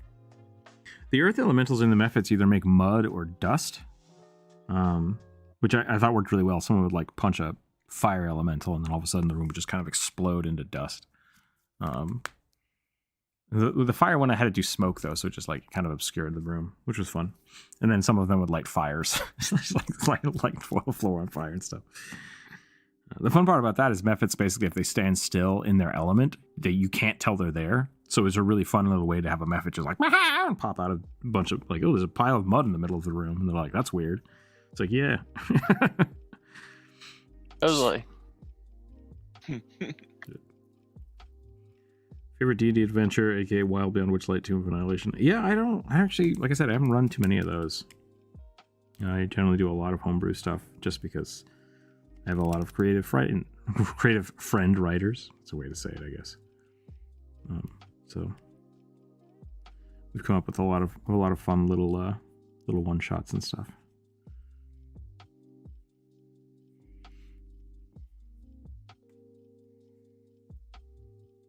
Why does my pen keep getting thicker? Stop it.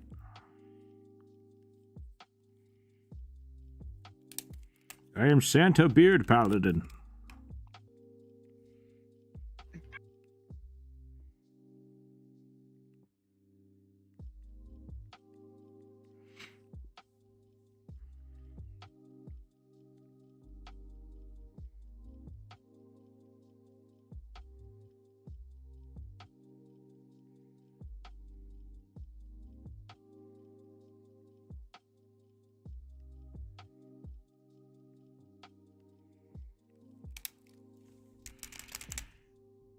Goblin dungeon, but everyone is on lunch break. Every 2 rounds, 1d4 goblins enter the rooms.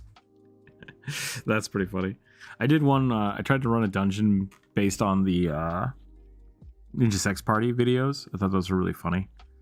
So one of them was like, there was a magical sandwich you could find, and there was a unicorn wizard at the end of it, having a kobold rave. That was pretty funny. My friends did not care for it. It was too silly. It was too silly for them.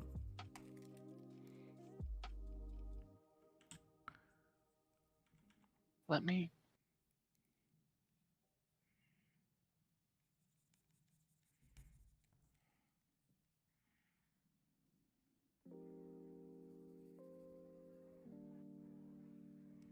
Can't all be winners.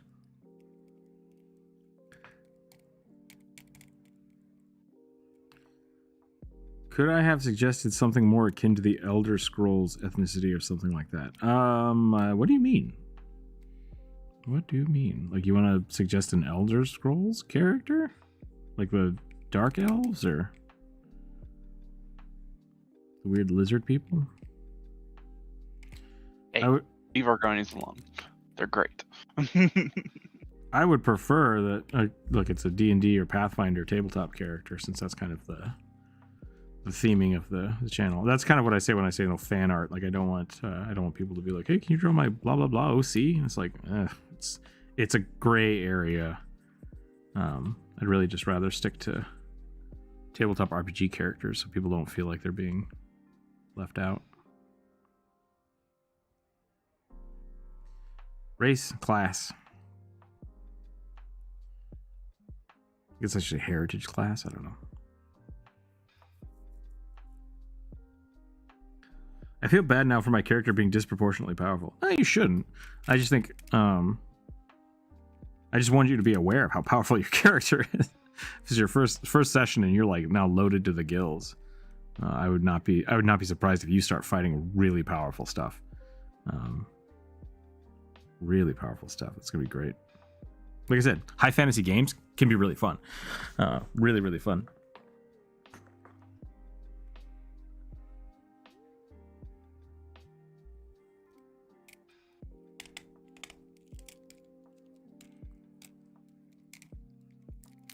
If it's disproportionately powerful to the other players, that could be something to talk to your DM about. That's the thing that I usually worry about, is when one person gets like all the magical items from something.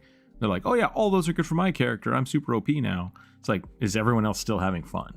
And that's the only question you have to ask.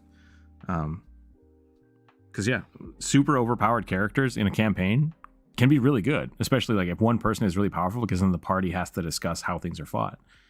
Either they're like, something we've run into in the past is like, how do I make this challenging for the one overpowered character without just killing the rest of the party? You don't. like you have to make the encounters unique enough that they have to be aware of that, right? Like, oh, that guy is the only person that can fight this guy. If he gets up to any of us, we're dead, right? How does that person have to protect them? So it's different dynamics which make the game interesting. You just have to be aware of that. So all we're saying is, for a level 3 character, that is some powerful stuff. Like, you have some really good gear for a level 3 character. So be aware of that. That's awesome. Not a bad thing. Not a bad thing at all. Maybe not normal for a level 3. Like with a level 3 character, I would normally give him like 1 + 1 item. That's where I would have them be at. But you have like legendary gear, so you're the chosen one. Nothing wrong with it though, especially if your DM like is happy with what you're doing. Keep going with it. Rock it.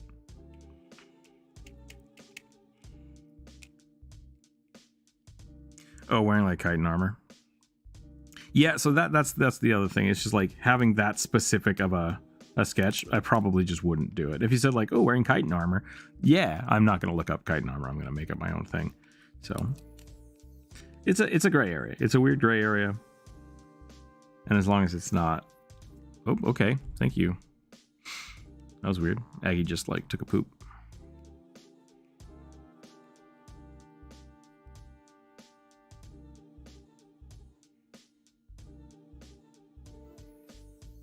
If that's how you're theming your D&D character, and it's different. That makes a difference. Just don't ask me to draw like Dritz or something, you know? People do that. Can you draw my Minecraft character? I'd rather not, but you could always commission me to draw your Minecraft character. Commissions are open.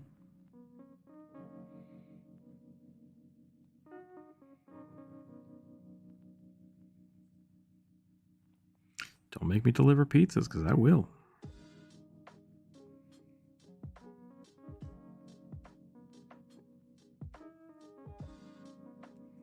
I want this arm to be like something a little different. I want to put the dream catcher like on the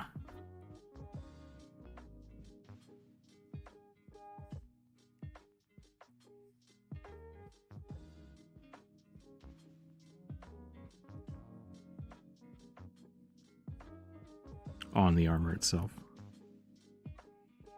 Maybe put like some chainmail or some scale here hanging down.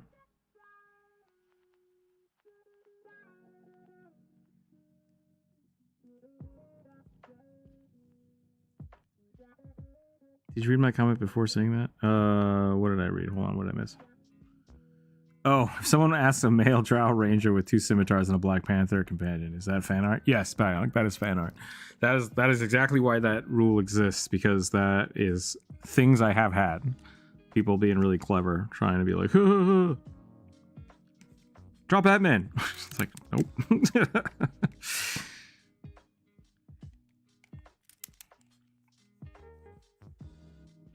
Proceeds to draw a werebat. Yep. I've done that too. That was actually part of the reason Rugby exists. Rugby exists because of spite. And also why we don't have mimics. Like those are the two, because people kept like trying to meme suggest things, and I shut it down really fast. So here's a great character, memes are illegal, but also a mimic. Me. It's like get out. Just get out of the chat.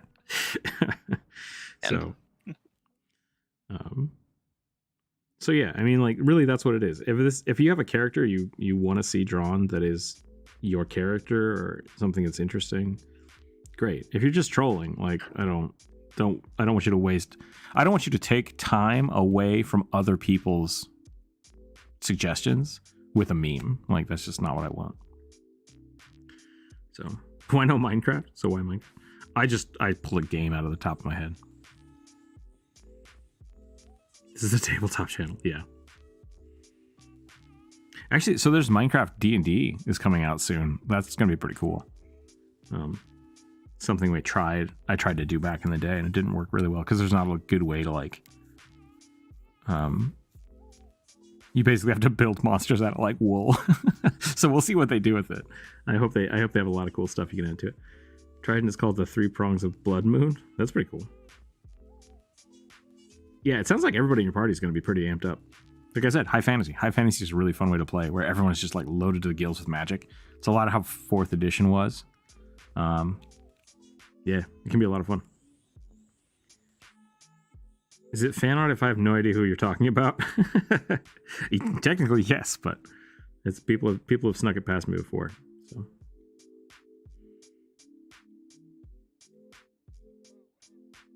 Any suggestions for a monster in the elemental dungeon minus elementals?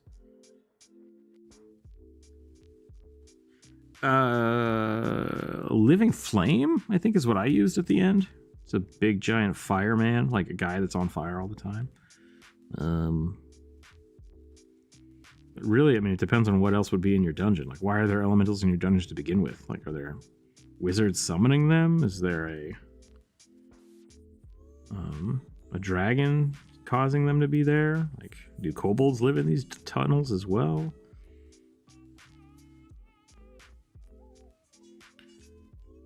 Are there demons? Are they ripping through the planes, so you should have extra planar things?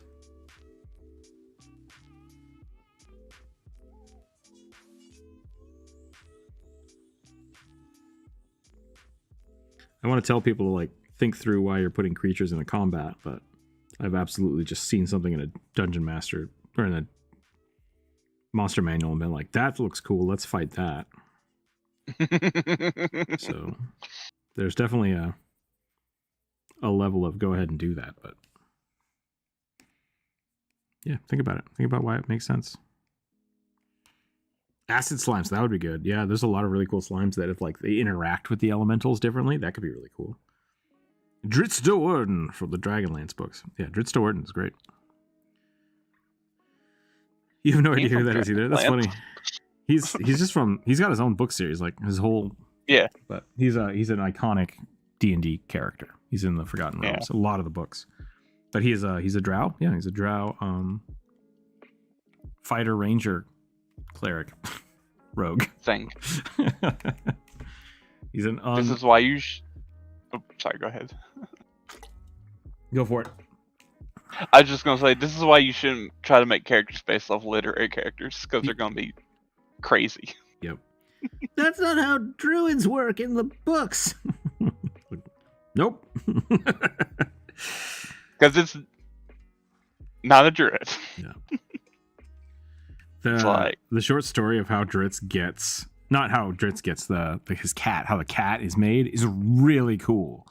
But it also implies that there should be no other shadow cats in existence the way that his cat works. Like, his cat is unique. But literally you can just buy them from stores in any of the game manuals. So, yeah. Whatever. Because it's a wondrous, like, figurine, isn't it? Yeah. But even with that, like, you're supposed to be able to just summon a creature, but like Dritz's can teleport, and it's basically a blink cat. Like, it doesn't make any sense. And the short story that they explain that is really cool, and I was just reading it. But Guinevere is wholly unique, but it's how everyone plays figures and like animal companions in the book. It's essentially, he has a summoned familiar that is an item that he was gifted because he's not technically a druid. So it's interesting. It's really interesting. And that it's a good example of like game mechanics versus storytelling elements. Yeah. But yeah, Guinevere should never ever be in a D&D campaign because she is a unique entity, but it's, who gives a shit? Shadow Panther, super cool. Do that. Have fun, because that's the important part.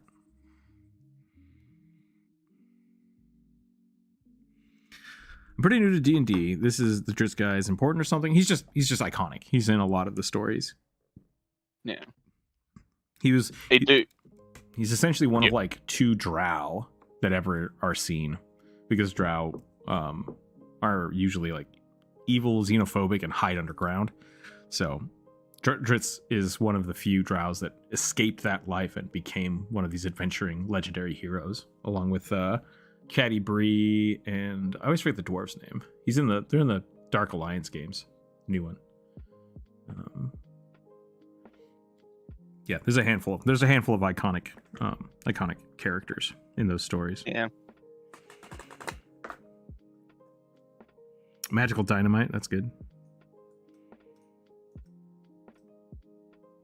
If you have a Beastmaster or a Swarm Keeper, can I use acid slimes or other slime type creatures?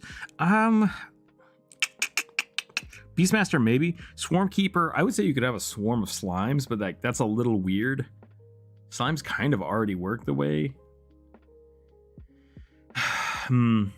There's an argument to have a slime as a pet. You can be like a slime rancher or a slime farmer.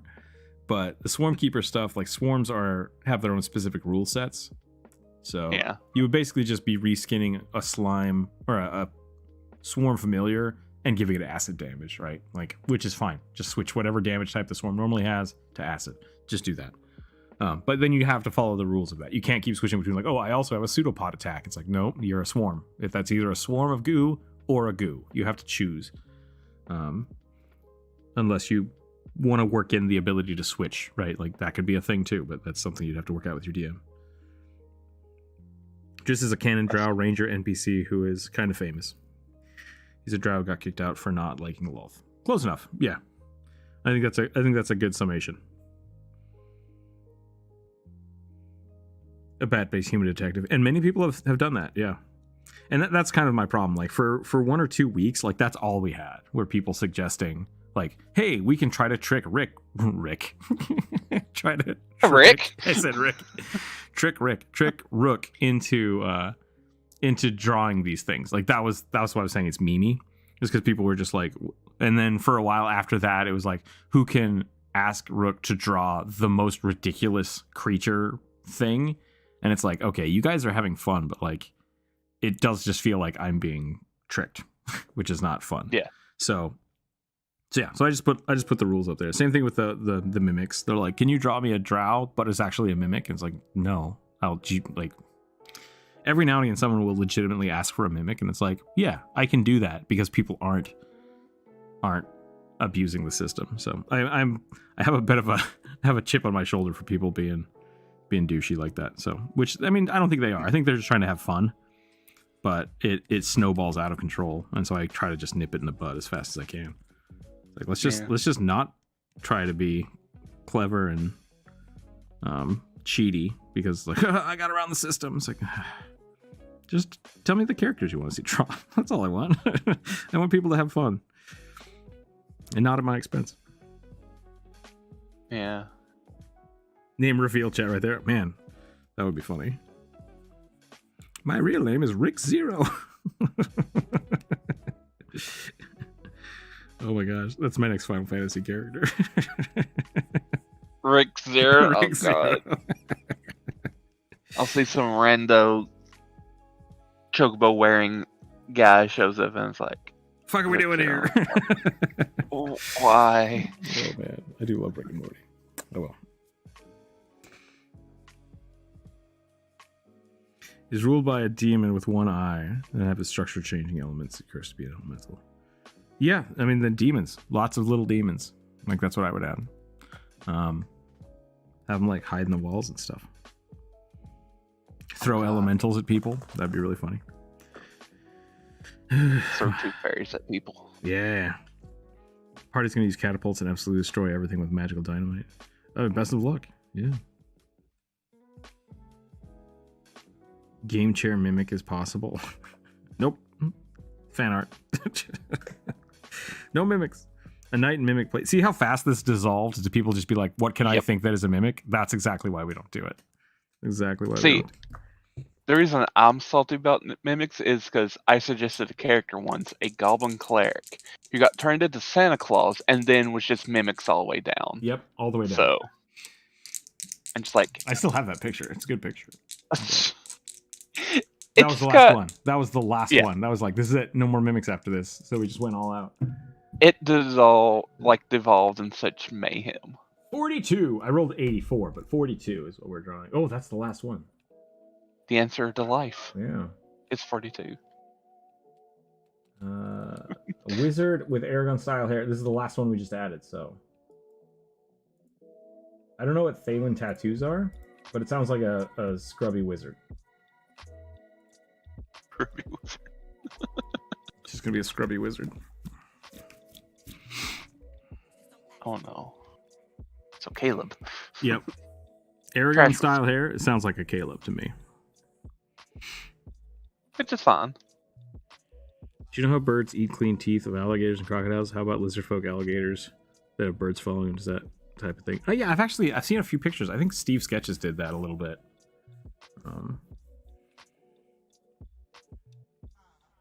Scrubby wizard. Yeah, just this is kind of a dirty wizard.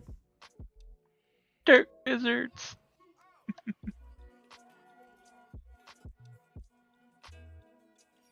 Okay. I need to get out of this Jurassic Park looking area. What are you playing? Like, what race or class are you playing right now? I have been just leveling up my other like classes, so like I've not touched Bard in a while.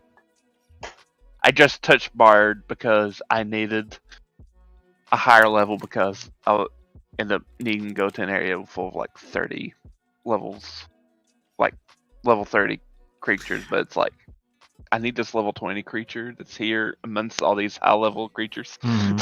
You can level other things past your Bard. I was saying whatever your highest level class is, do your story quest on that. Well, only my Bard, because my Bard's the only one who's high enough level to do what I'm doing at the moment. But I had to kill some beetles. That was like in this Jurassic Park looking area. There was like a literal dinosaur fossil skeleton. Oh yeah. That's like, okay.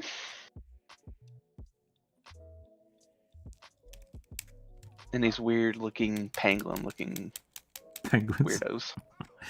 I think I know where you are.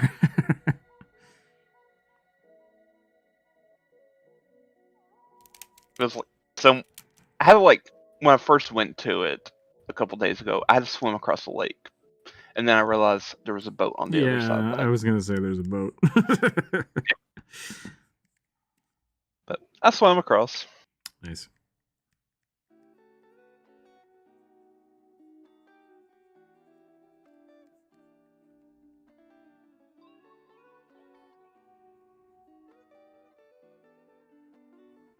Yeah, I was trying to finish up the Arcanist second hunter log.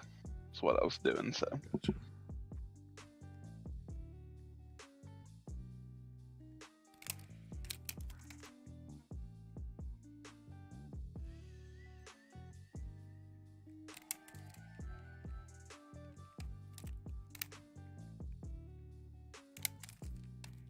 Okay. I don't know what this word is, but their hair covers up tattoos? Is it a type of tattoo? Is it a placement of tattoos?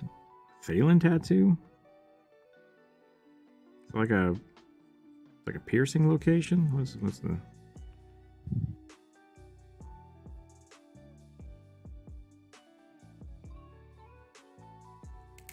Not sure.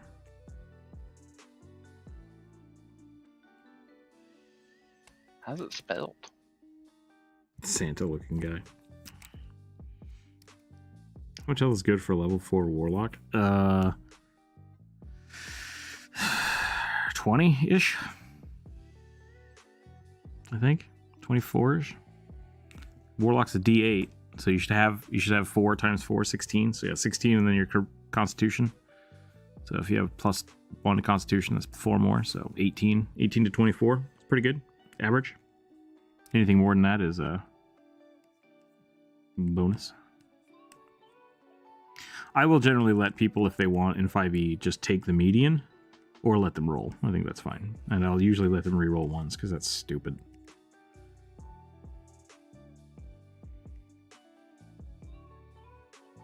Yeah, I think most people are like, yeah, you can re-roll. Yeah, re-roll especially once. if you're...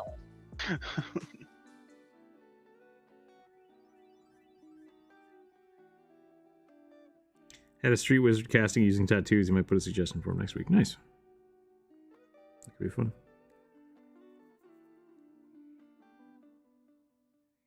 I think I want to give him like face tattoos here.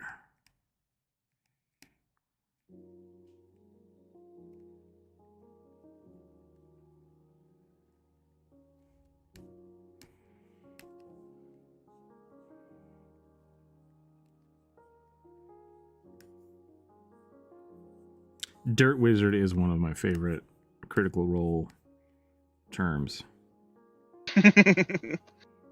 Garbage Paladin is another one. That's not Critical Role, but it's another fun archetype. It's the Garbage Paladin.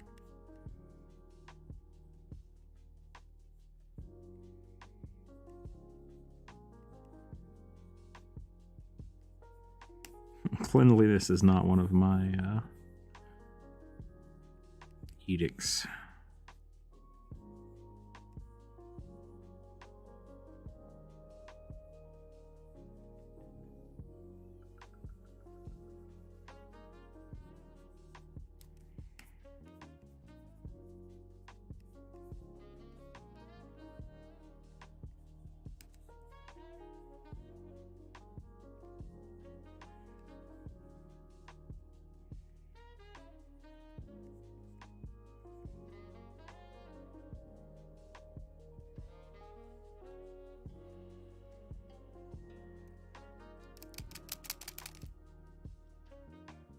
Hobo Paladin smiting with broken chairs is part of my spirit animal. That's pretty good. I like that. What's being sketched next? We're drawing the wizard that was suggested a little bit ago in chat.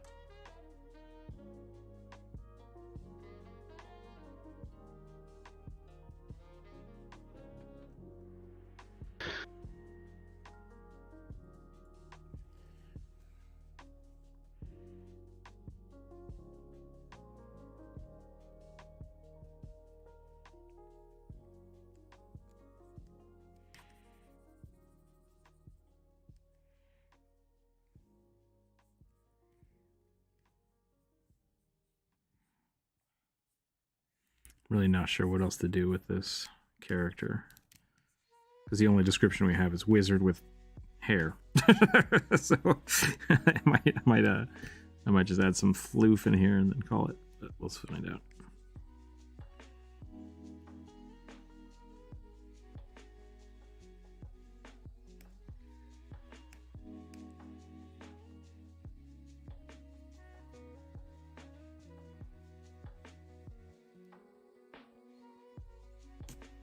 Probably don't need to do. That's better. Yeah.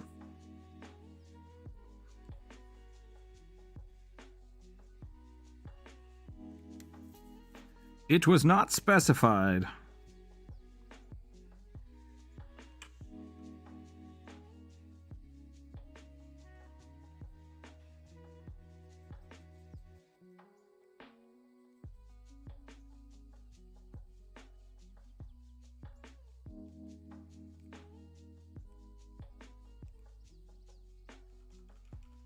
I do like the neck tattoos that they have in Final Fantasy. It's interesting.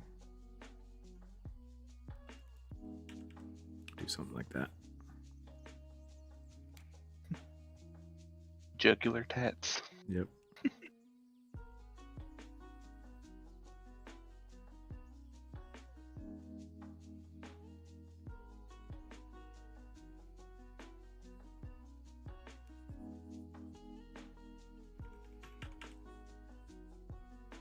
Just gonna do a nice little portrait here.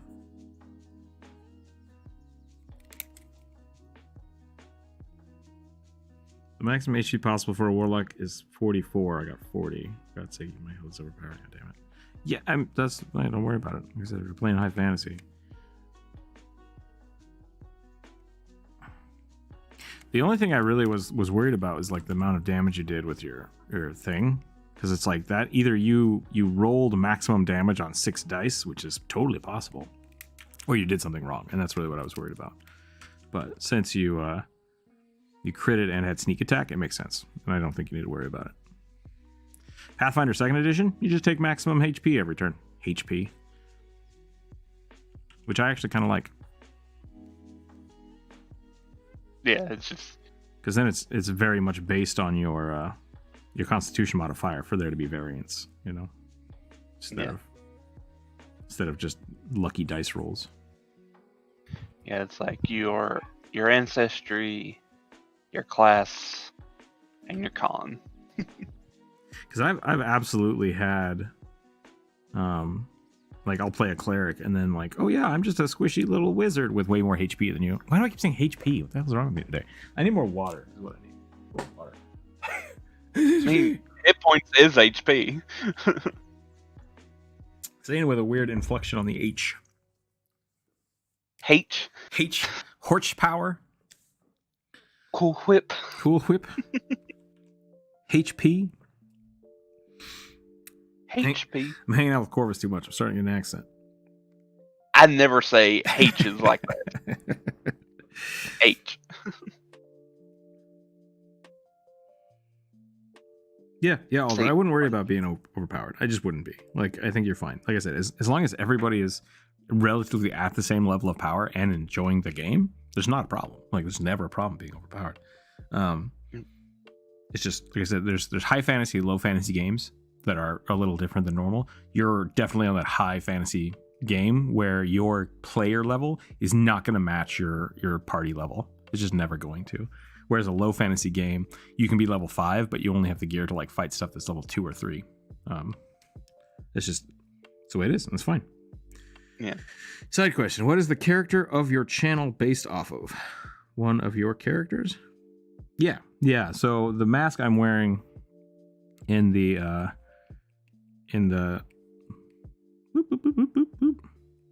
profile picture, it's actually a Nathus mask, which is the god of knowledge and creation and destruction.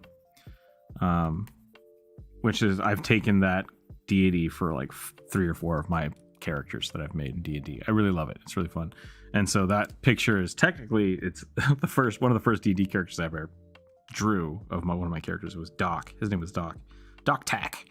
And he was a cleric, and he eventually became the cleric version of Rook. Like, time I play Rook, I try to play like a character with a spear, with a mask, and they always look like that. So it's something I've adopted for my own style. And so, yeah, that's just, it's me. I am a cleric of Nathus. Here we are.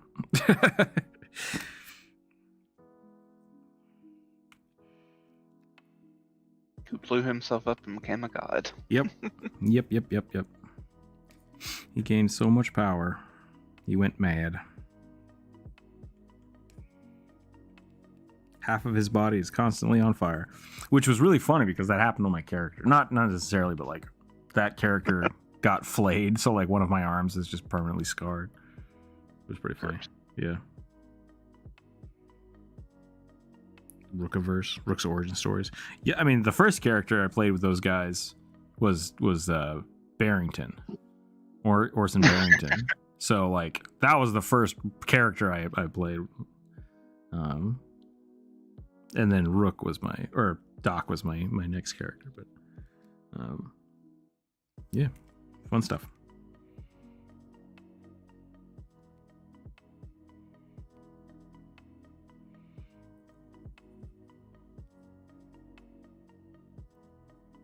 So the Doc mask has become the Rook mask.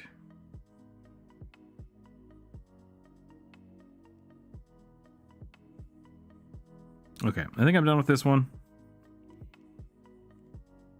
Cool little portrait.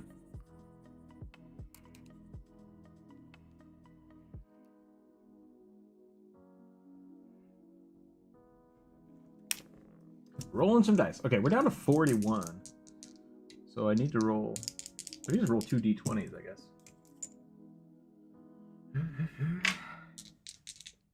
Or I could roll 40-10. Let's roll 40-10, that's more fun.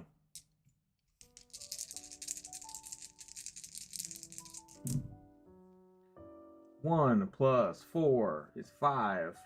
13. 20. Nice.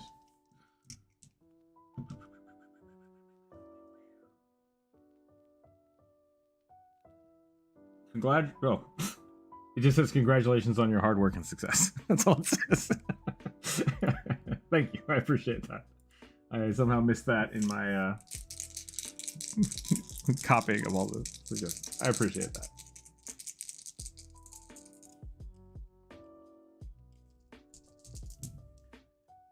Okay, 8, 15, 22, 26.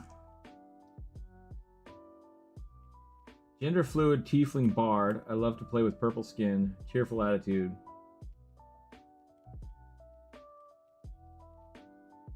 Just playing songs and laying back on their phantom steed in fights. So, no description of what kind of bard they are. And I'm not going to draw the horse. But we can draw a gender fluid tiefling bard. Yeah, that's totally doable.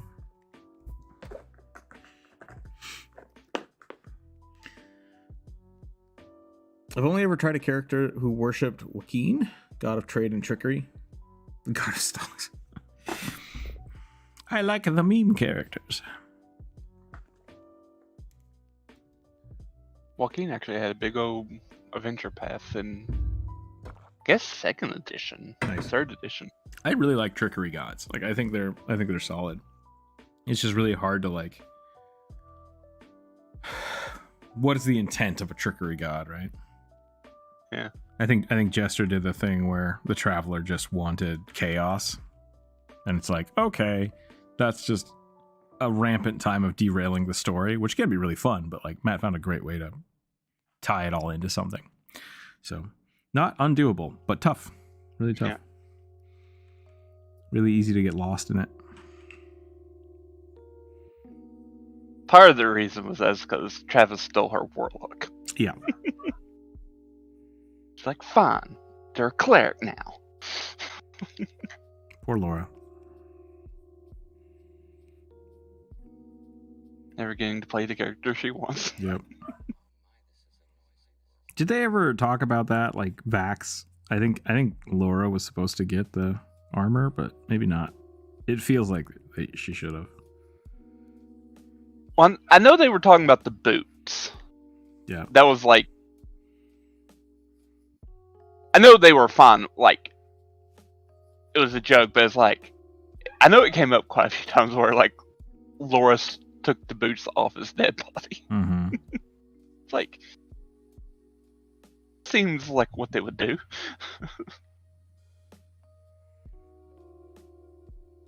Oof, that's not a good face. Hold on. Let's try that again.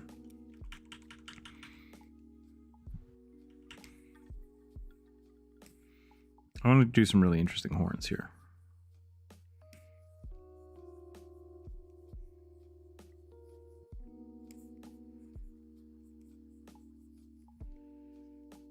A banker cleric?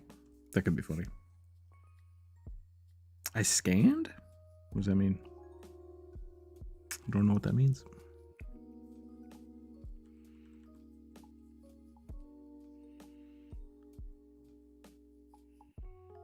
Oh, black market. Scammed a black market trader out of one of his most prized possessions with a prestidigitation and thus saved 50 gold. Evil axe!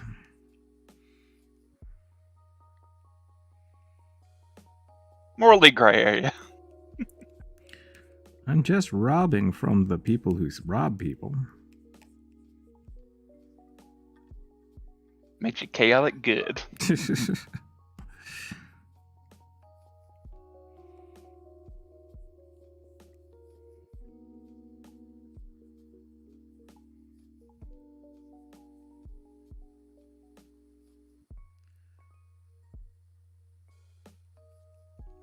Because if I learned anything from Avatar: The Last Airbender, it's okay to steal from pirates.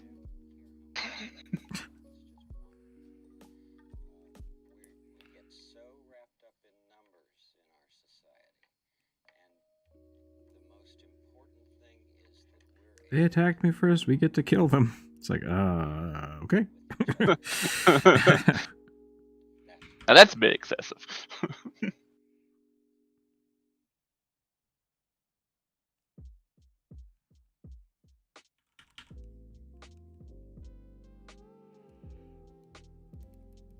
Is this request just an alternate version of some Mollymock? Maybe.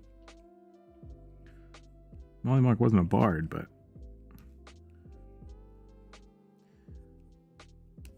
Quite bard-like in terms of like aesthetic. I think Taliesin is bard-like. But you're right, yeah. Like, he was a performer. A circus performer. He was a carny. Yeah.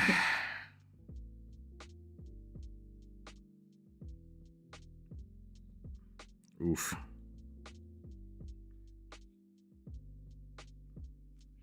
Wait, did you scam him or you break his arm with a 20? That's not really scamming. That's just winning an arm wrestle, which is awesome. That's not a scam. That's fair and square.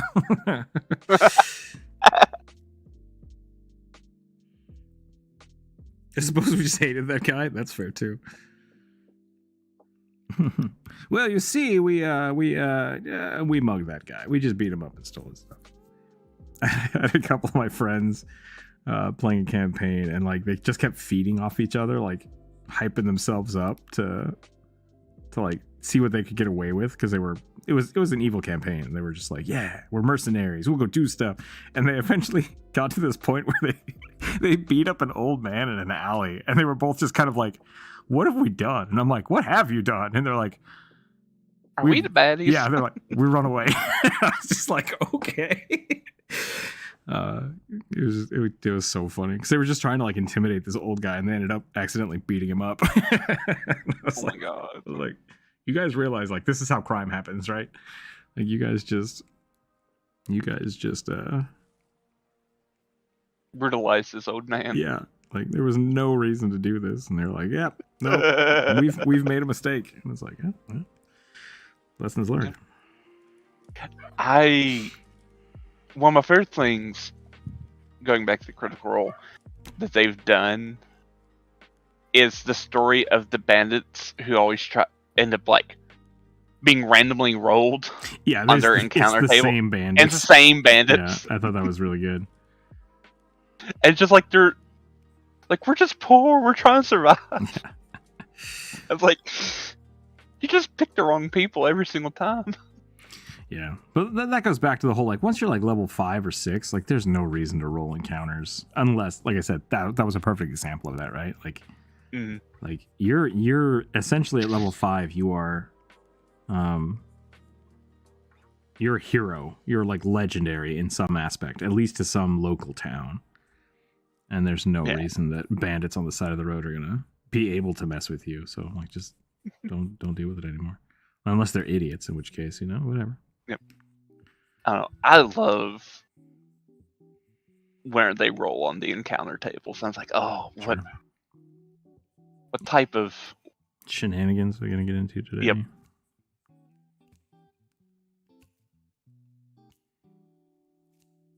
Because I think that's something, like, if I was the DM, I think I would incorporate it. Like, actually, like, appropriate for the level. Mm-hmm. I need a good bard garb. What should we do for this bard? They are supposed to be androgynous. It's gender fluid, is what they said. So I don't necessarily need... Maybe loose clothes? Yeah. I was kind of thinking Dandelion's outfit from The Witcher. Dandelions? Yeah. You said Dandelion, and I was like, what? Oh, yeah. That is definitely his name. Well, in the games it is. Well, in the book, it's German. It's originally written in German, but like it's written almost exactly like Dandelion. I thought his name was like, I thought his actual name was like Yasker, and like that's why the show calls him that. Let me look.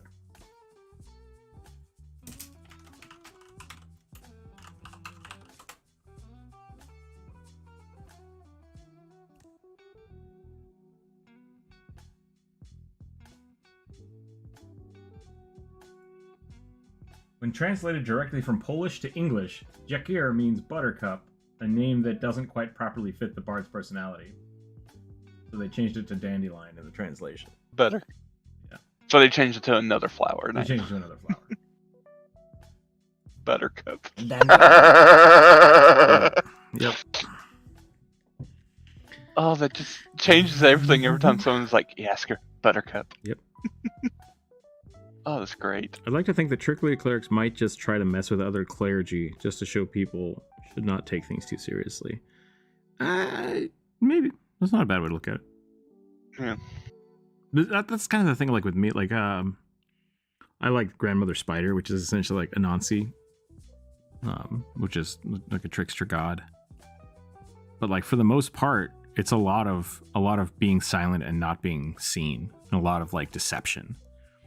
And so every time someone's like, haha, you've been tricked by the trickster god, it's like, it just doesn't feel right to me. It feels like it should be a lot more subtle. So I don't know. Scammed him out of his items. A fighter then broke his arm over the different item. Murder hobos. Scan some auction.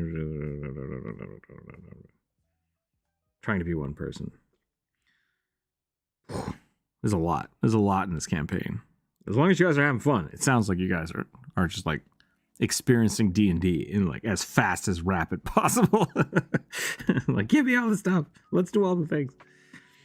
Which is great. It's great. It's the black market thing. It's fine. He's probably used to it. I really like the three somethings in a trench coat gag. It's pretty good. But it's also getting overused because they actually put it in the book, in some of the books. Yeah, I've seen like art of like 3 kobolds in it. I wonder if run a Conquest Paladin as a CEO at Conquest by making alliances. That's pretty fun. That's an interesting idea. What do you think of chaotic neutral players that play as chaotic murder hobos? I mean, that's generally what happens when people try to be chaotic neutral. So, I'm not a fan of the murder hobo. I attribute the idea of how Loki used to mess with people, everyone in North Pantheon. Yeah, like, it's just like, I think him being a trickster god is also the same way, but like, he was usually pretty mean-spirited. Like, he was just trying to be a dick to people. So, Loki's a little different. They had it. You yelled so loud that it cut out in Discord, and I didn't hear what you said. I didn't really yell. I said they had it coming. No, yeah, because Loki does think that they like he's pissed off at him. They literally locked up his kids. We're just doing random stuff we can find, and our character isn't a scammer or a robber. Well, I mean, you're a scammer and a robber now. They might not have started that way, but they are now. I don't normally murder people, except for those guys I murdered. But when I do... They definitely deserve it. In general, I help people, more or less. More or less, yeah, more or less. Let's look at Dandelion stuff.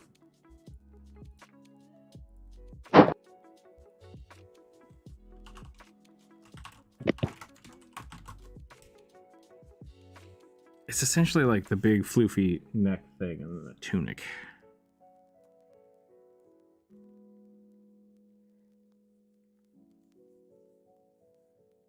Maybe we'll do the big poofy sleeves again. I'm not a big fan of big poofy sleeves, but it seems to be working today, so we're gonna go with it. I actually liked big poofy sleeves for a long time. We would not have been friends. I've had a love-hate relationship with big poofy sleeves for a very long time. I'm not saying I like them. I'm just saying, like... Oh, I thought you said I wore them. No. Okay. I've never been to a Ren fair, okay? Gotcha. I thought you were the guy would just walk around campus in the big, giant, poofy pirate shirt. No. Yeah. No. I just wore normal clothes. We could have been friends then.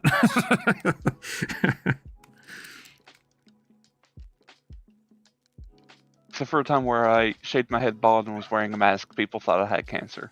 Like, interesting. No, it's for a class.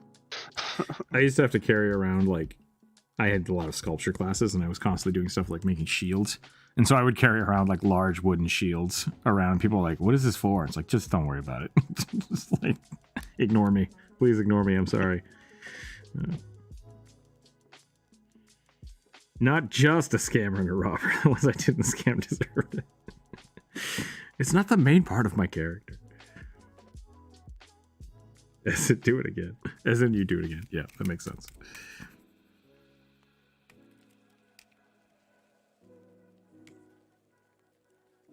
I'm not happy with this. I'm not happy with this shoulder pad. I'm going to try it again.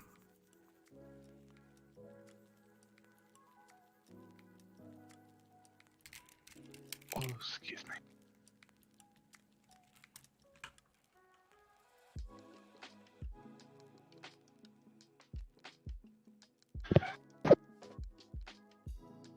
What are my stones or non-magical dragons? Where are my stone or non-metal dragons? Give me granite or air and gas dragons. I mean, there are dragons of all kinds. One of my favorite is the astral dragons. Those are pretty sweet. The void dragons are pretty great too. I assume the Argon dragons just kind of dispersed. And yes, that was a science joke.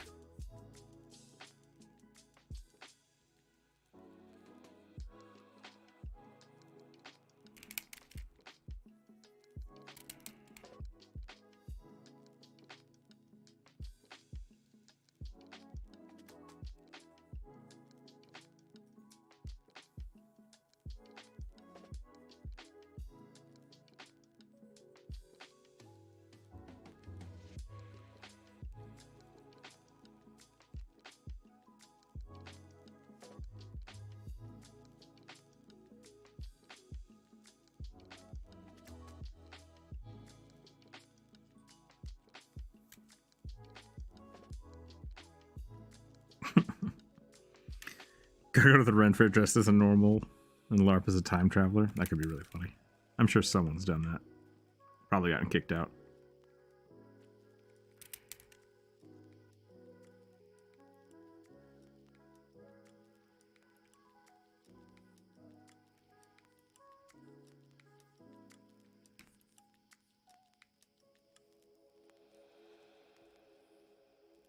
Alright, so we'll do the poofy sleeves. Again. Make a comment about how much I hate them. There's a whole Seinfeld episode about that. Poofy sleeves. Poofy pants I'm fine with. I like my arms to not have lots of drapery.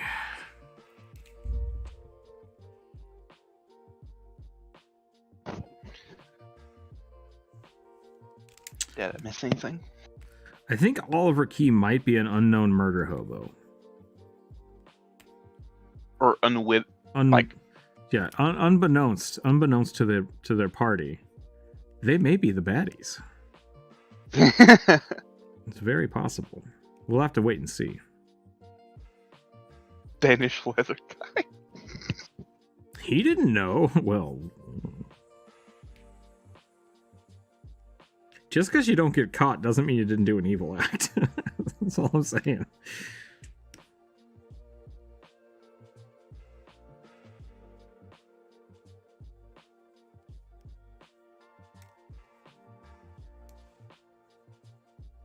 I was just making sure our party wasn't arrested.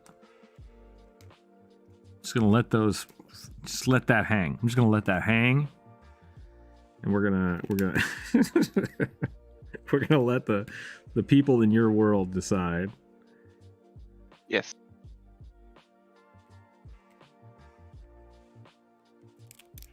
I once, in one of our campaigns, locked a guy in a vault because he was an asshole. You know what? I took that with a stride. I'd do it again.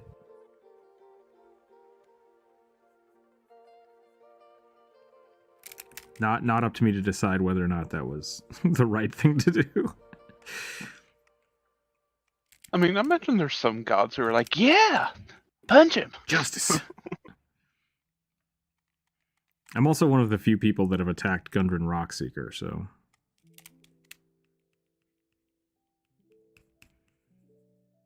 You know, I have my moments. Because, like, sure, Sarenrae would disagree with that, but, like, I don't know, Eomade would probably like, yeah, mess him up. Yep. That's how I try to live my life. What would Iomade do?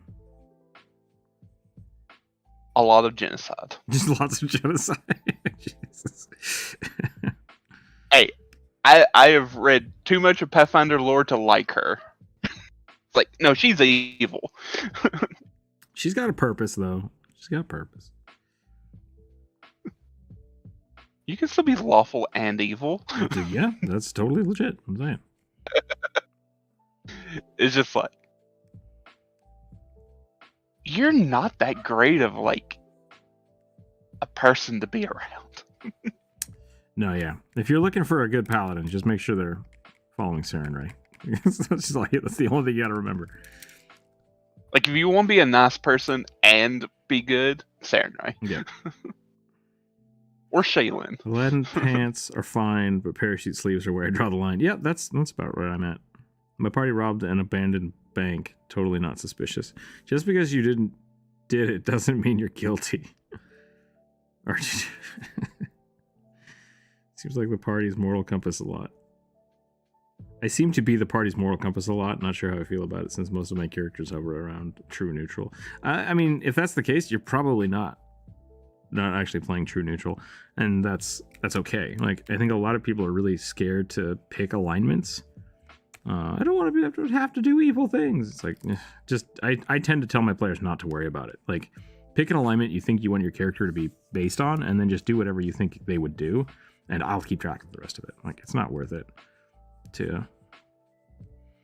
Most adventurers, like, are either altruistic or cruel. Like, that's really all you have to remember. Like, am I doing this to be cruel, lazy, or altruistically? Like, and that kind of defines your character better than the alignment rule, I think. Yeah. Or am I doing this to survive?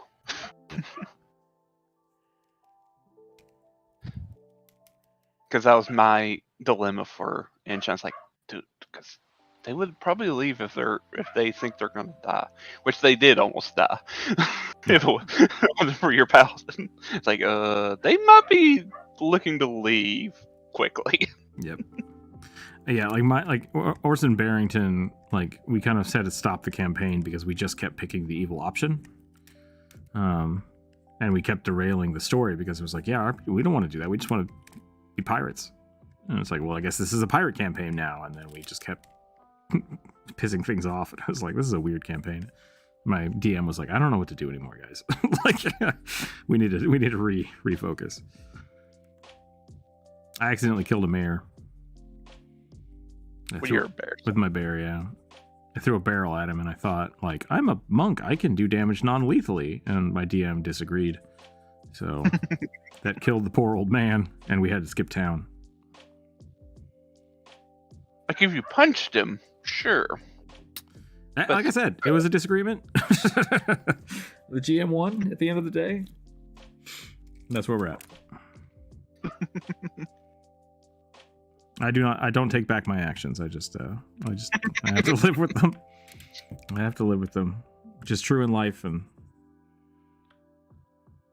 you learn and you grow. You do better. That's all you can do. I'm done with this one. We're gonna roll again.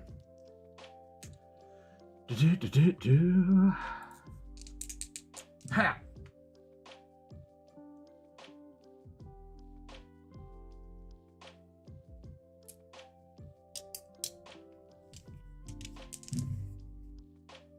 Eight.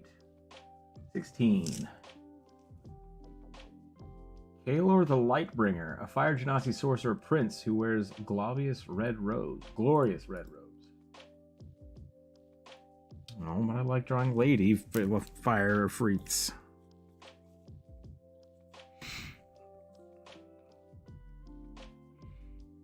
Too late. Yeah. Okay. I've contemplated playing an evil character, but I think it just ends up a greater good character. Yeah, I don't know. Evil campaigns are really hard. They're really hard to get your head around.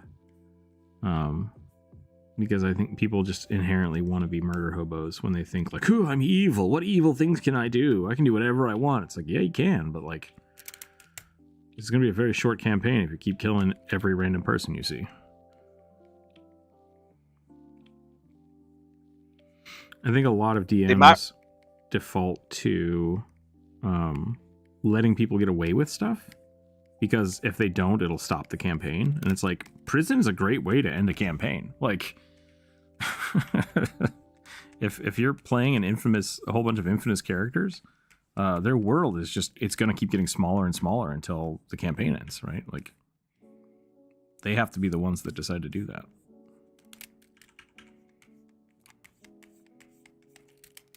I wonder if some of it has to do with, like, they want to be an evil character, but, like, the evil things they think of, other than murder hoboing, are actually just really bad things to do, and they just, as a player, don't want to do those bad things. Maybe. Like, a good example of that is, like, a classic example I can think of for the chaotic stupid, or lawful, or the chaotic stupid, is like, oh, you just saved this guy from kobolds, right? It's like, cool. Like, maybe it was an accident, whatever, but you saved this person, and then you're like, I'm going to extort money out of them. And it's like, why? Like, because I want to rob them now. It's like, they don't have anything. And it's like, yep, nope, we're going to do that. It's like, cool. He's going to now tell the guards that the people that saved me robbed me. And they're like, well, now we have to kill him. And it's just like you're not progressing the story, because you're choosing to just, you're choosing things that don't make sense to do, because you think like, oh, I'm chaotic, so I can just do random shit. It's like, no. Like, you saved this guy. You're aware he doesn't have any money. You can ask him, like, hey, is there a reward? Maybe even intimidate him a little bit to try to get one. But if he says no, you gain nothing from actually robbing him or killing him. Like, why would you do that? It's just cruel and stupid. So, Other than a bounty. yeah. Like the priest of Joaquin I was playing let a powerful vampire go free due to not actively being threatened by the party. Yeah, and I think that's fine. Like, right? Like, that in my mind, just because, once again, just because you're good doesn't mean you have to, like, oh, purge all vampires, right? Like, nope, that doesn't make sense either. Unless that's, like, specifically part of your, my deity hates vampires and I have been tasked to kill them on sight. Like, it doesn't make sense for you to just non-discriminately murder everything. Yep. And especially in an evil campaign. Because, like, if you run into someone who's like, I'm trying to take over the city, it's like, do I want this city to be taken over? Maybe we should take out this guy. Like, you would have no qualms with killing another evil guy, right? But then all of a sudden, if he's like, hey, you want to help me rule this city? It's like, that's a question your character needs to answer. Like, do I want that? Maybe I do. Yeah, let's do that. And now all of a sudden you have a stronghold. Like, that's an option. Like, there's definitely things you can do without having to murder people and talking to people. So go lawful evil and expect a favor in return. Yeah, and like I said, like, see, like, that makes way more sense than robbing them, right? Like, cool, we saved your life, you owe us. And it's like, oh, okay. Like, he probably wouldn't turn that down. And that's a great mentality, right? And then that adds to more story hooks. It continues the story. That's great. I like that a lot. I have a party pull a bounty scam. Half the party built a large bounty and the other half turned them in for the reward, then broke them out of custody. That's pretty evil, but I like it. That's a good story hook. So you did the Avatar thing.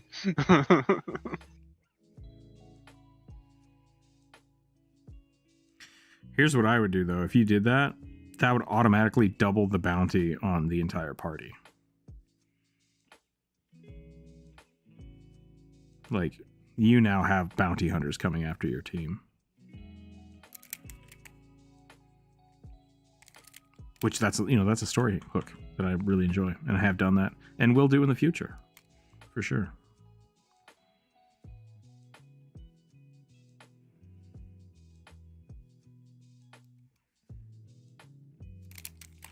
I want very sharp features here.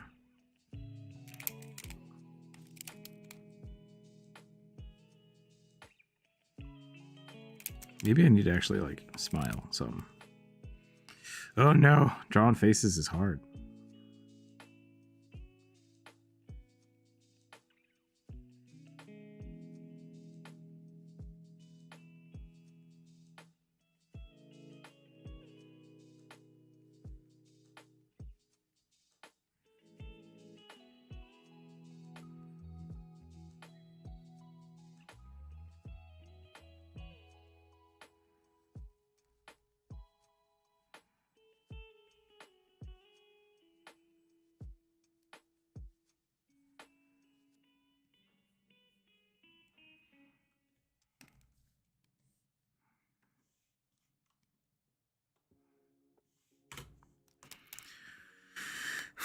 Why not start an evil campaign as a prison break? Yeah, you can do that.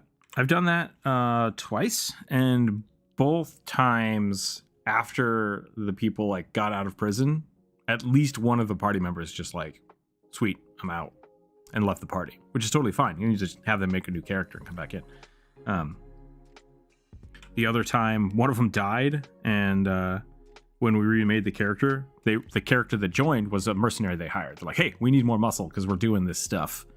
And they're like, yeah, I'm in. Let's do it. You guys pay me, and now I'm in part of your group. Like, that's a great way to have evil campaigns work, is that one person is enacting something, and the rest of the party members are there for monetary means. Like, okay, so you have something I want that you're going to help me get, and then sometimes that's the end of a campaign for one player, right? It's like, you get here, we do this job, you pay me my money, and I leave. And that's fun. That's totally fine. Because like evil people have a hard time sticking together unless they have like a very fine goal, and that's where a lot of DMs struggle. Is like, what is the goal of this campaign if everybody's evil? My character has a bounty. Occasionally, some random guys try me and dies. Yeah, there you go. Every time somebody dies, price goes up. Bounty. Infamy.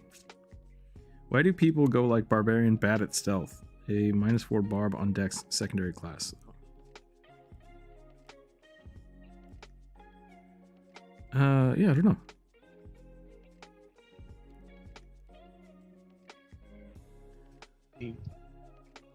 Probably just the only specials I think should be bad at stealth are fighters and paladins because of armor. Yeah, clunking around in armor. It's like, you all go ahead, and I'll stay up here, and when something bad happens, I'll charge in.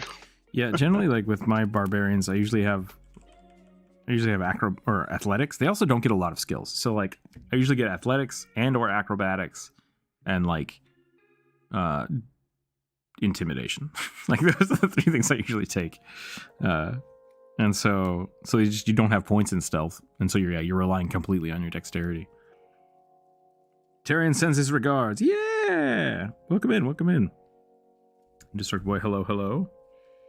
New people showing up. Woo! Wait, did I get a raid? Because like I didn't get a ping for it.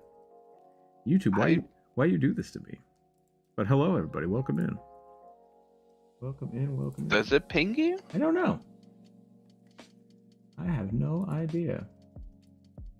It did not tell me if anything did happen, but there are a bunch of people in here, so welcome in, everybody. Welcome in. I am Rookzer0, for those of you jumping in. We are doing the viewer suggestion today, so if you have a D&D or a Pathfinder or a Vagabond character you'd like to see drawn, just put it in the chat and we'll add it to the list, and we roll the dice, and the dice decide what we draw. So, yeah. Welcome in. Thank you for bringing people around. Let me give you a quick shout out for those of you who don't know. Indestructible. Let me see if I can get There's a way for me to do this real fast.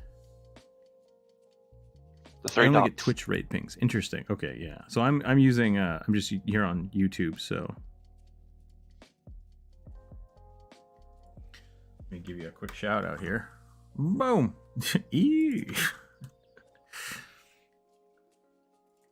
But yeah, thank you. Welcome in, everybody. Right now, we are drawing a Ifriti Prince, I think, is what we were going for. I'll probably give him a crown. He's supposed to be a dapper lad, too, I think. So Fancy robes is the sorcerer. Yeah. So we're going to do some fun stuff. But yeah, if you do have a character, let me know. Put him on there. How do you feel about Dancing Sword Sorcerer? Ooh. That sounds like a lot of fun. How do I feel about it, though? Depending on 10-foot tall skeleton giant gets you don't see grog. Gets an at 20. Okay, you don't see. I liked the barbarian that used intimidation for stealth. You see nothing. That's always really funny. How do I feel about the dancing sword sorcerer? I haven't looked into that too much. I really like the kind of melee mages, if that makes sense. So I love wizards and sorcerers that use melee weapons. Like the Magus from Pathfinder is what I'm more familiar with. And I really like it. I really like that idea. So if that is what the dancing sword sorcerer does, I'm all for it. But do tell me more if there's more to it. See if I can make this fire happen. Last bean bender, welcome. Are Coke flavors any good? Like cherry Coke? What are we talking about here? That's my guy, yeah. Yeah. What Does kind anyone of? remember those? Oh, go ahead. I was gonna say, what kind of poofy clothes should we have here for this guy? Should we give him a collar? I'm gonna give him a collar. Normally, I don't do too much clothes on Ifrit characters because the fire, but I feel like a prince might have a little bit more of a. Maybe it's metal. Maybe he's got lots of jewelry instead of. Well, lots of clothes. one of the lootable things from the tables for an Ifrit is adamantine pantaloons. So okay. why not like just woven metal robes? I like it.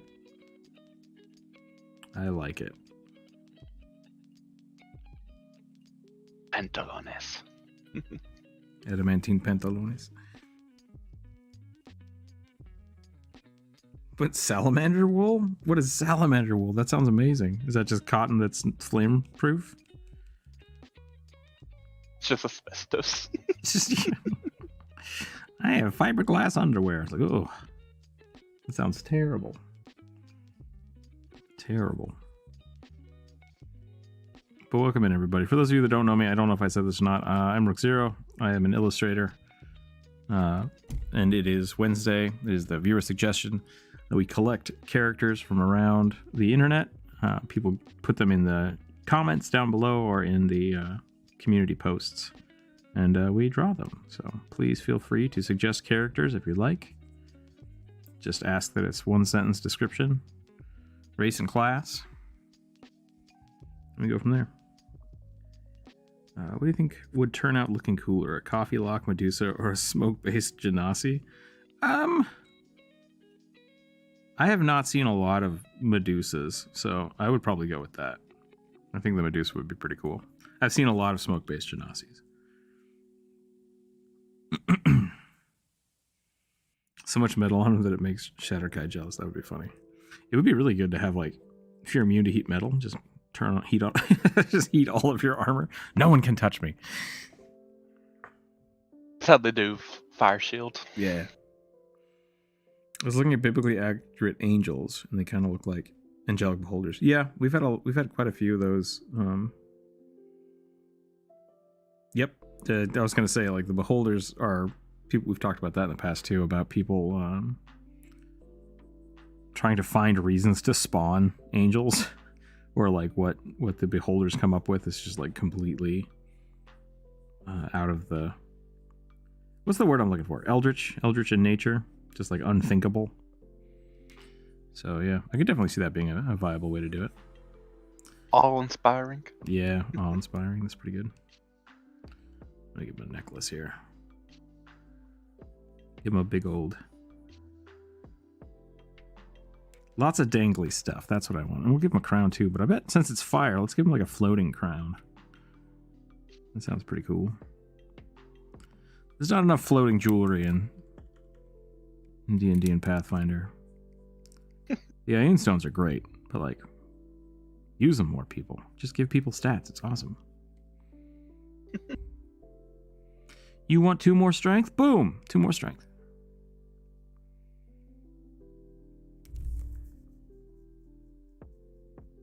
Air Genasi in my head always have cloudy hair. Yeah, that's pretty good. I like the Genasis just like, you can distinguish what they are by whatever kind of hair they have. Fire Genasi have a fire for hair. Water Genasi are just drippy all the time.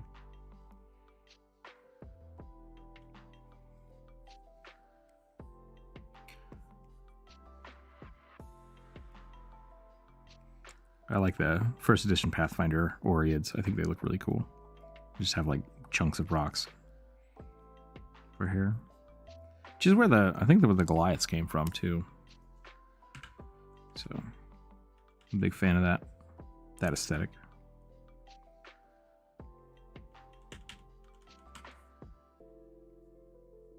Whoosh. What time is it? Oh, wow, it's almost 2 o'clock. We've been going pretty good today. We definitely have a lot more to do, so that's we might have to maybe do tomorrow. I'd like to do a community day tomorrow. So if anybody wants to jump in the Discord and draw with me tomorrow, I think we'll do that. I think we'll just have an open day. People can come hang out. We'll make a huge Aggie board and people can just draw whatever they want. Probably won't stream it. I won't stream it. I'll put it that way. I'm not going to stream it.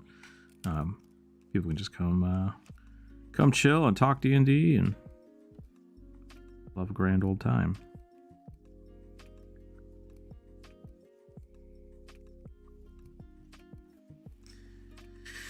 A single center eye with 8 rings of eyes of beholders. I mean, you could definitely do a beholder that way. That could be interesting. Beholders are kind of their own thing anyways. Wouldn't be too much of a stretch of the imagination to say that they're angels in that sense.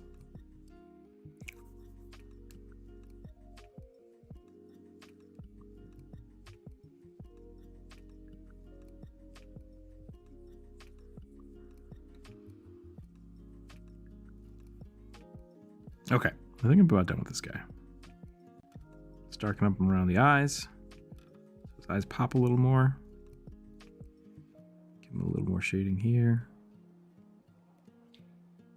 Gotta go. No problem. Thanks for hanging out, Corvus.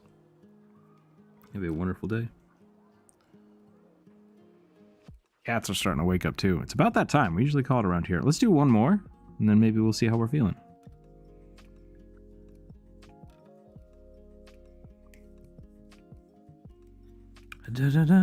All right, we're gonna go roll some dice again. Here we go. What do we got left? I think we have like 40 suggestions left. 38. So yeah, we'll roll 4d10. We'll see how it goes. 10, 12, 16, 23. Human female fighter, Egyptian style dervish with 2 fighting weapons. Nice. That sounds fun. Let's do that. This is my first time actually joining one of your live streams. This is actually really relaxing. Yeah, thank you, Gringus. I like your name. That's a good name. McBingus is a great addition to any name. So good. All right, Dervish. Here we go. Probably want to get like a really nice spin. Whirling Dervish. Dimensional Dervish. I'm sorry, Whirling Dervish. The Dimensional Dervish is an interesting build in Pathfinder that I've never been able to get to work. But the Echo Knight kind of fixes some of that issue, so it's definitely a good place to start.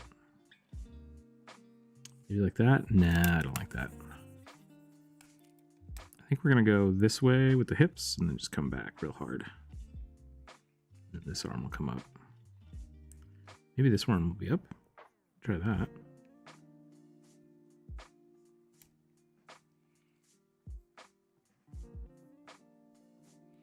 I'm going to pull Breath of the Wild from Breath of the Wild real hard here. See how that turns out.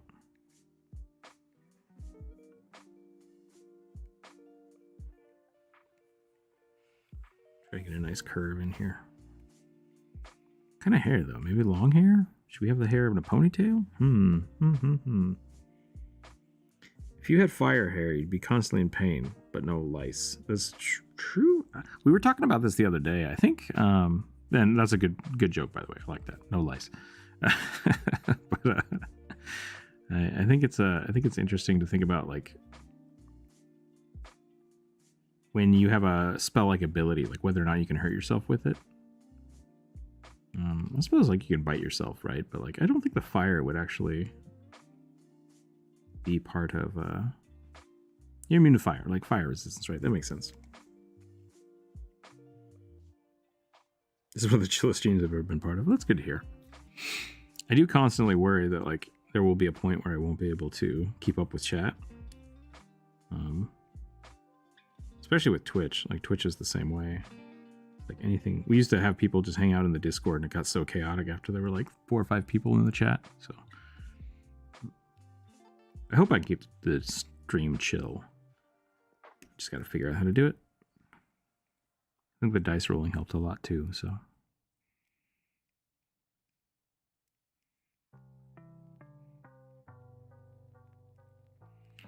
What do you guys think?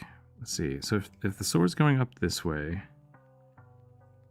I want the dress to be like, maybe not. Maybe it's not. Maybe we just have big poofy pants. Just like hyper poofy pants. That could be interesting.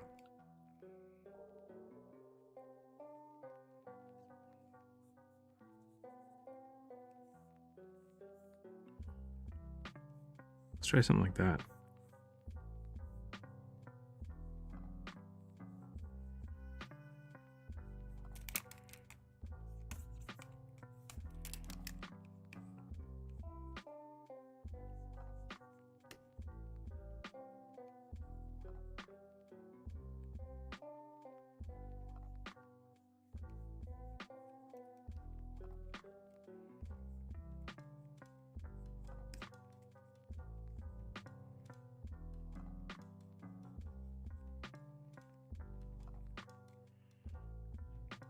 My D&D chat is called Air D&D. That's pretty funny.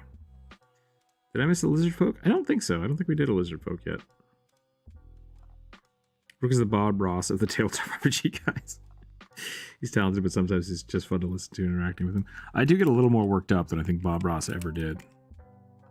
So, something I can work on. Every time I get mad about people asking for mimics, I'll just think about drawing trees. It's my new strat.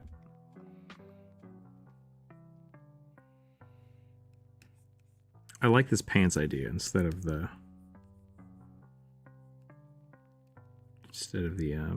dress idea. I think this would be a little more interesting.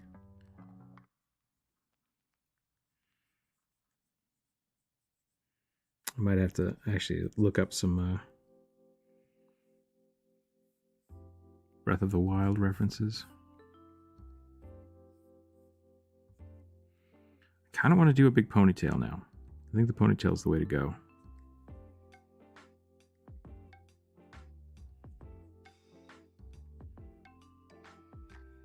Do I want to do another profile picture? I've done so many recently. Why not? We'll really have her looking this way.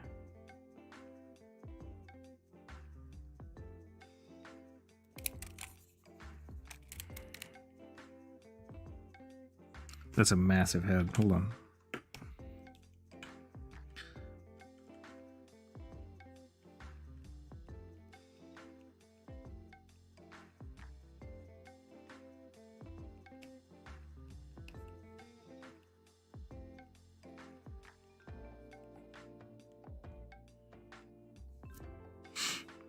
Dress pants, hell yeah. I misheard poopy pants. Got worried for a split second. Got a nice new pair of black leather cap toes Oxfords today. Very nice. Nice. Bob Ross facts. He was a drill sergeant and vowed he'd never raise his voice again. Nice. That's awesome. Bob Ross is pretty great. I'm glad that all of his stuff is up on YouTube now.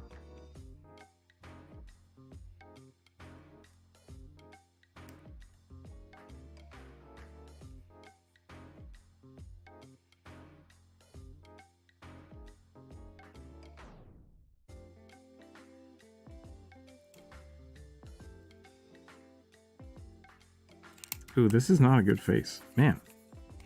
I've gone face blind all of a sudden.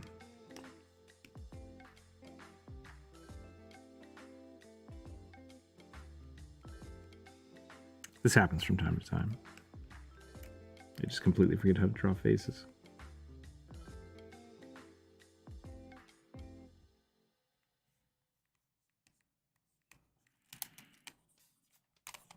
Maybe she's got a mask on.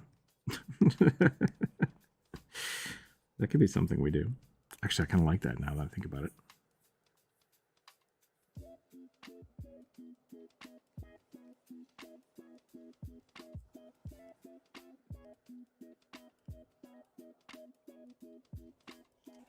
I can't remember what, is there any more to this? I think it was a human. We could definitely dig into some... Ooh, yeah, we should put like if they wanted Egyptian, we should put one of the, like the bird, the ibis mask. That would be really cool.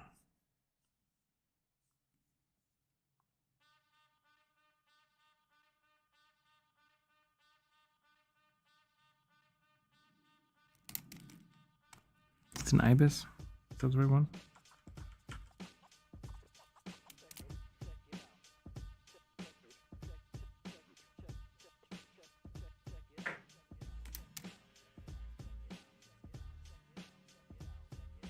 I've done a few of his tutorials and they're really fun. Nice. I used to watch them all the time, but I don't think I ever actually painted along. Covering up features you don't want to draw is always part of the character design. I'm kind of stuck at painting, so I just listen and watch. Yeah.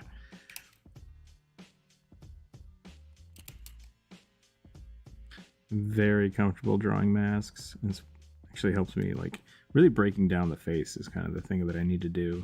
I'm struggling to find the shapes. I love masks. I have so many.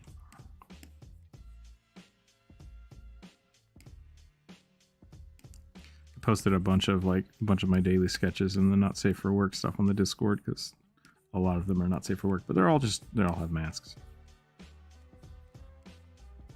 It's my jam. My jam right now. Sexy masked pinups.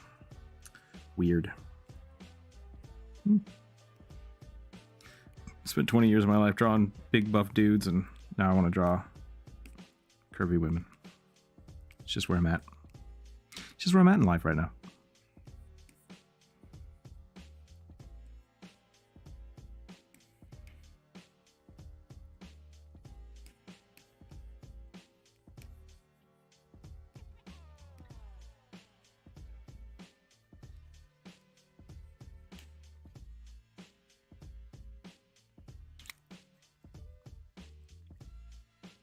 The character development, yeah. That's how you do it.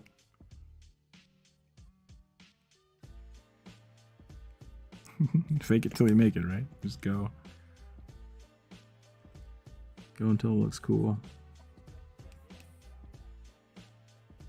I guess this should probably be like a Shodel? Is that what it's called? What is this called? Everybody wanted these on their characters like a year or two ago. I have no idea why.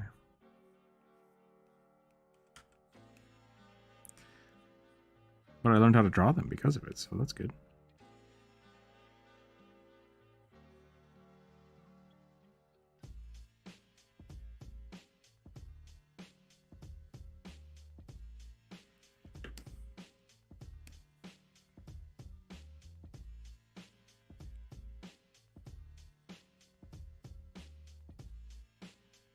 Kopesh.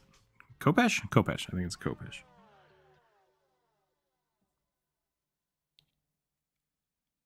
Did you clear that right up? Nice. Well, I'm glad you liked it. I really like Fire Genasi. I think they look pretty cool. I always try to make them like really sharp and just on fire. Very intense. It's kind of my go-to for them.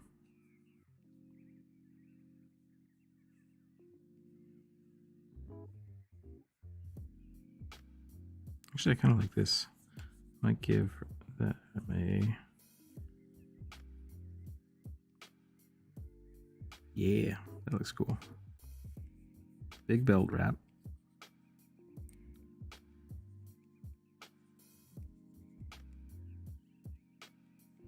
Some dangly flare to like show the movement of the body. Hello, Kit Kat, you awake? Oh, is it food time?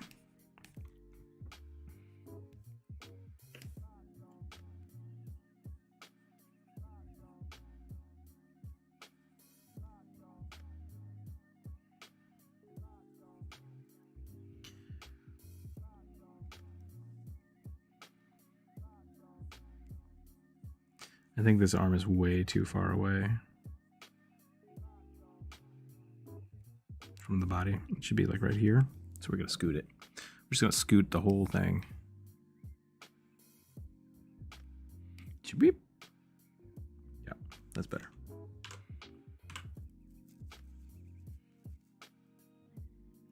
possible next character of mine, so it's fun to see how they ended up. Yeah.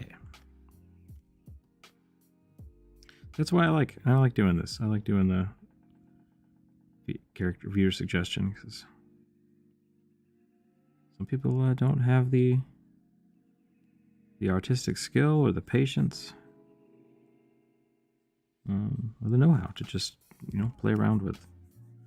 I usually tend to, when I draw my characters, like, I'll draw them 5 or 6 times and they never end up the same until I'm like, yeah, that's it. That's what I want them to look like. So giving people that addition is a lot of fun, and I really like it. So I'm glad people enjoy seeing other people's art and suggesting their own art and talking about their characters. It's great.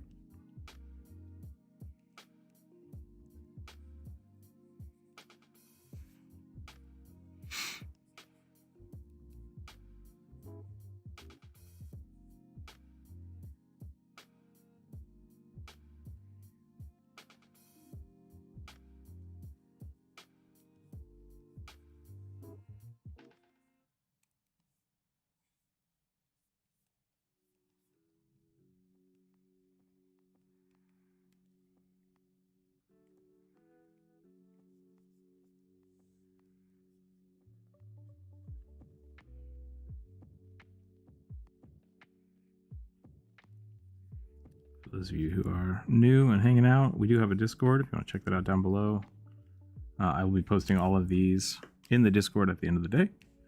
You can use those for your character sheets or your home games, or whatever works if you want to use them. You're also welcome to just talk about D&D, hang out. I keep saying D&D, but I think our main focus now is Pathfinder for the foreseeable future.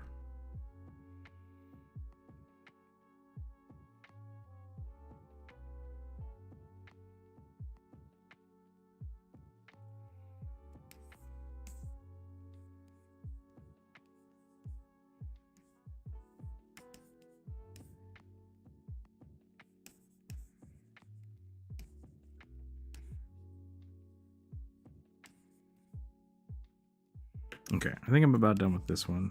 It's not a lot of detail in it, but I really like the shape. I think we got a really cool character out of it.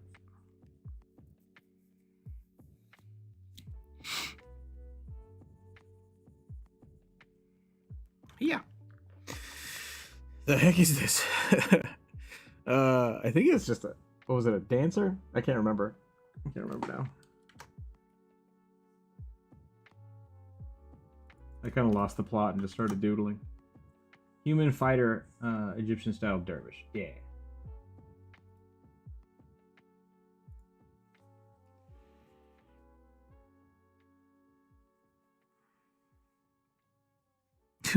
You saved a child and not all bad.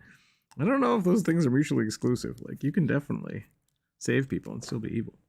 Embrace it. I refuse. Yeah, I mean, that's fine. I refuse to admit that my current character is a murder hobo. Yeah, just give it time. Give it time. You'll feel it out. Yeah. My intentions were good. Yeah. I recently started playing PF2, but with some buds. It's real fun. Yeah, I'm really liking it. I'm really enjoying the three action system. I've played a few characters now. I think my favorite has still been the champion. A shield champion is really fun. Poppet's good too. Poppets are definitely a must. They must try if you haven't tried a poppet yet.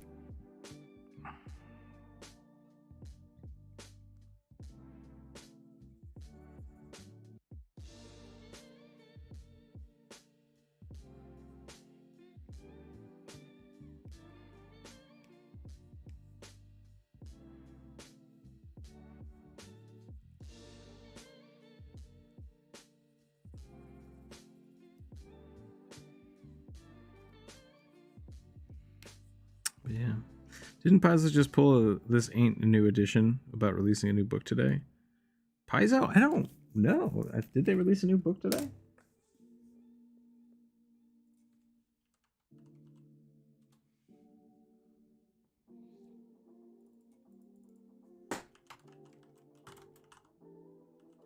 I know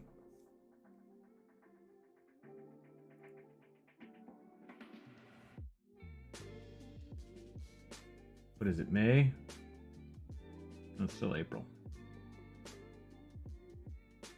Starfinder Society, Cobalt Guides to Dungeons.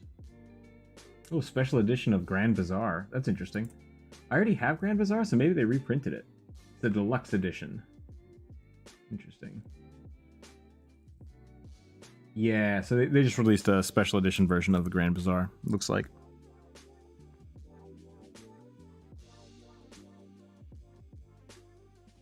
The Damned, more morally ambiguous. I like using the Damned as a like a warlock patron. It's a really cool concept. A caged demon, finding people to give power to.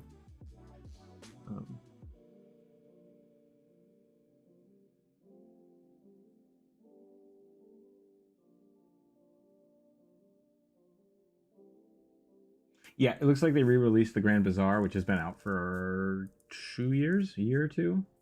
They just released a special edition of it.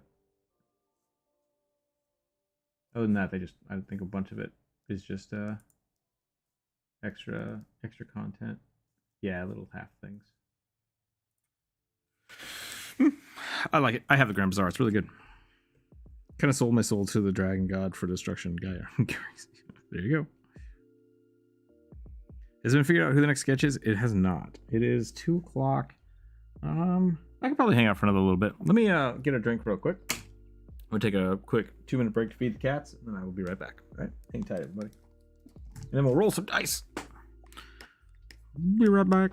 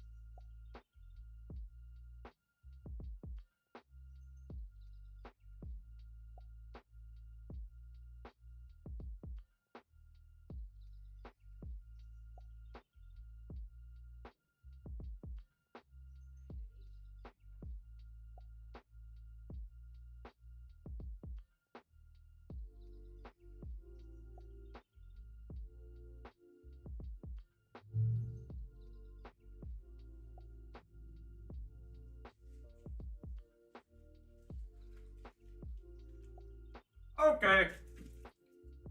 Here we go. All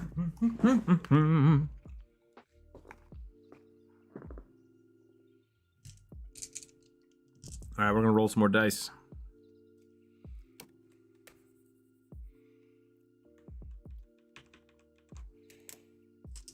Blah. 3 plus 2 is 5, plus 5 is 10, plus 7 is 17. Half-elf warlock gunslinger. He's a cowboy who shoots spells from his revolver. That sounds pretty awesome. Half-elf gunslinger. Okay.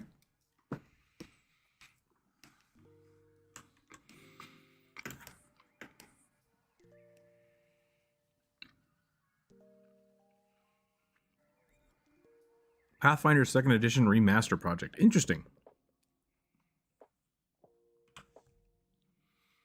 That makes sense.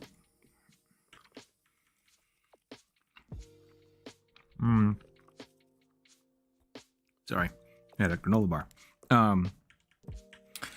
They released the Pathfinder 2nd Edition core rulebook too early, I think. Like, there's a lot of things that I don't want to say it was sloppy, but it was kind of sloppy. So if all they're doing is kind of clarifying the wording, I think that's good. Yeah, if people want to join the Discord, there's a link down below. Very welcome to do that.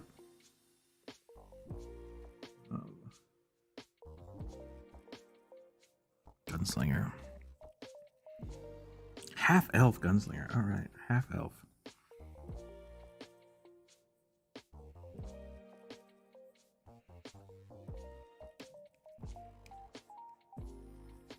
I kind of want to do something a little silly, like give him the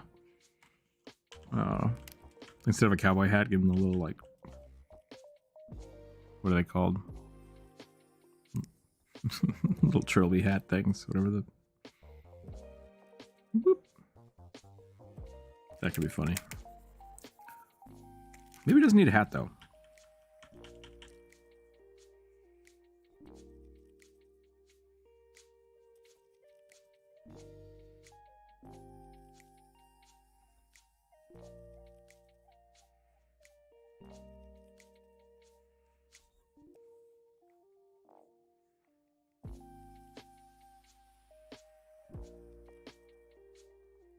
A little bit of hair blowing in the wind.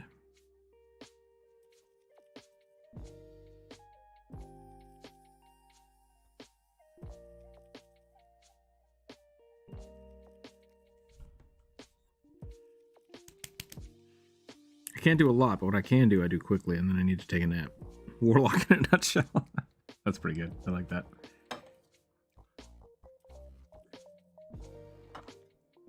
Pew pew pew.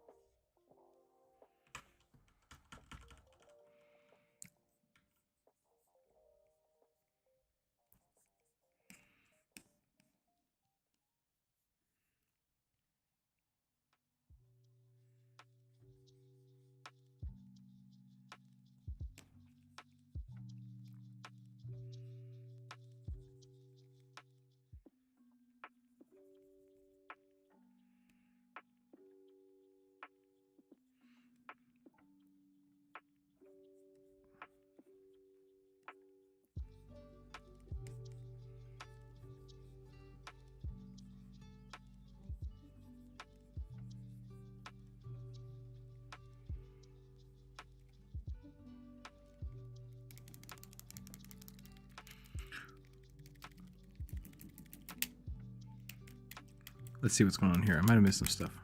I was lured in by free character art. Yeah. Played session 5e myself, so I'm still new to tabletops. Yep, that's good. I'm an evil for an NPC trying to extort stuff from players after helping them. Am I evil for an NPC trying to? No, I think that's totally fine. I mean, they might kill the NPC, but putting pressure on your characters to make choices is always a good thing.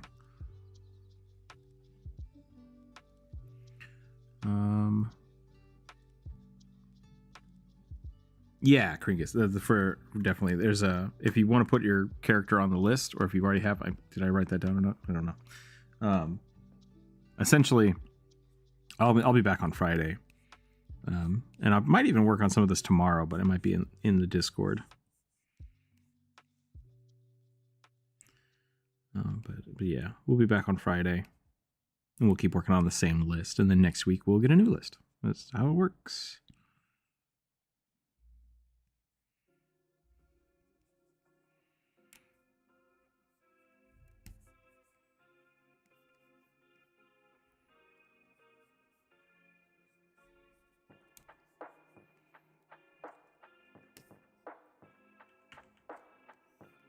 I hope this guy doesn't come off with vampire vibes, but it might happen.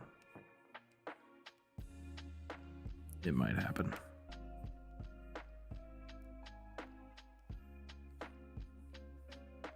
Can't always help it. Sometimes you just look like a vampire.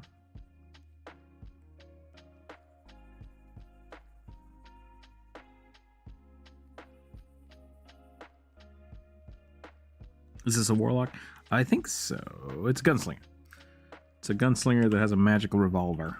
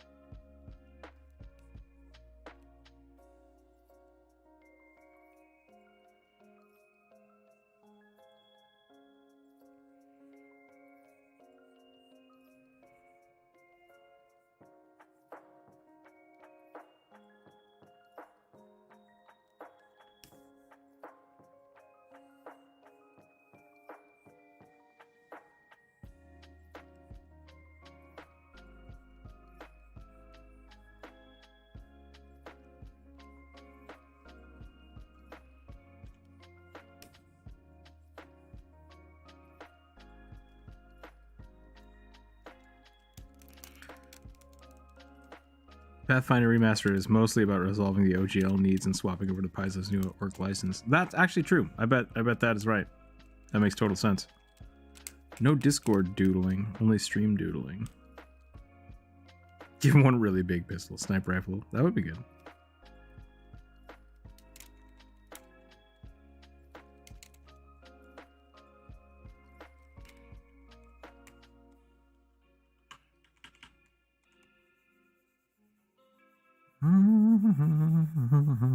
Maybe I want to lean into the vampire look more.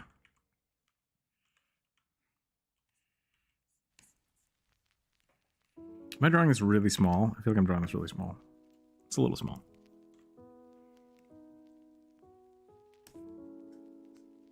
Skip Cat, what are you doing? I'm coming over here to knock stuff over. What is it? Ooh, don't step on the dice. That's not gonna feel good. I've been distracted by a Skip Cat. Hold on. Hello. How are you?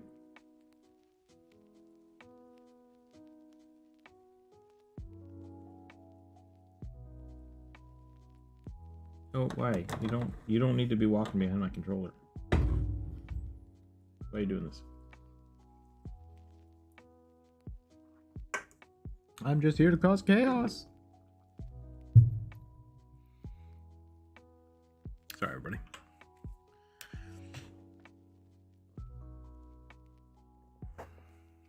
No Discord doodling. What do you mean by that? Like you don't want to draw on Discord tomorrow?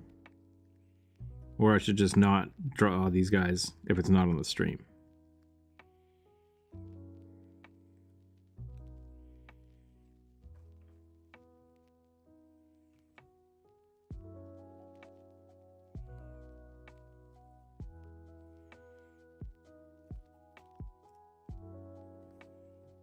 I think it'd be really fun to do like a magical shotgun character. I guess it's the same thing as just having like a blunderbuss.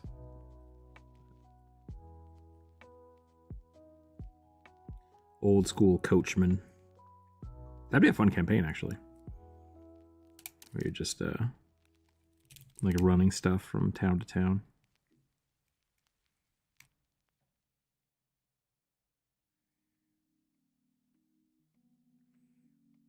We're the Wells Fargo boys. Skip Cat? Yeah, he's just on a rampage. I don't know what he's doing.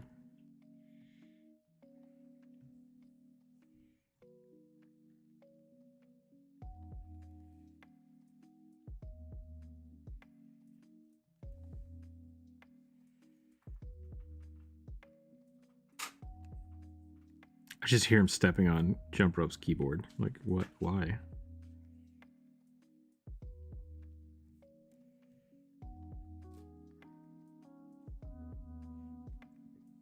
What's up? You just need head bonks?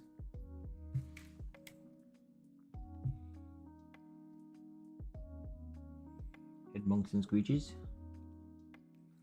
I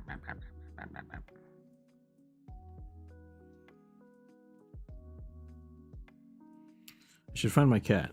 You can trust him. He's in the same place for 6 hours. We're not able to see your whole drawing process. What? Oh, okay. For the Discord thing. Gotcha.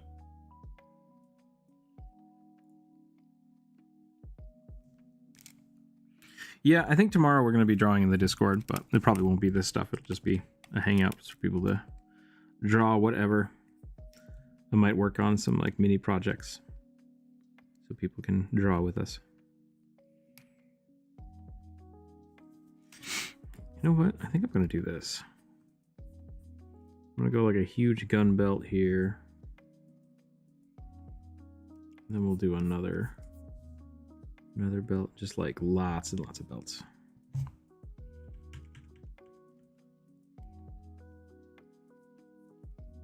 Maybe even do like a big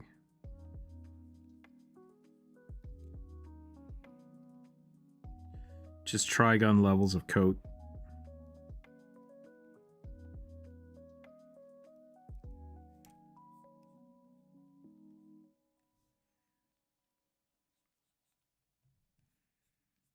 I always thought Trigun was about vampires, but turns out it wasn't.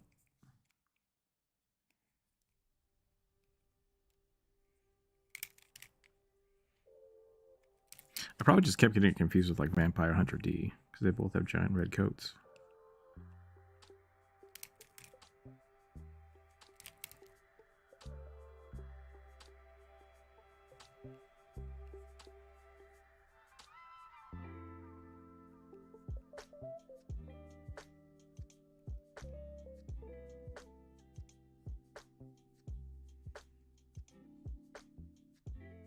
Give him like a blunderbuss in this belt here.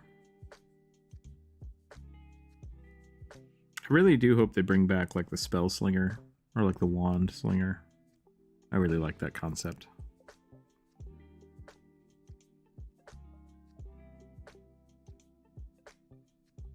There we go, that looks better.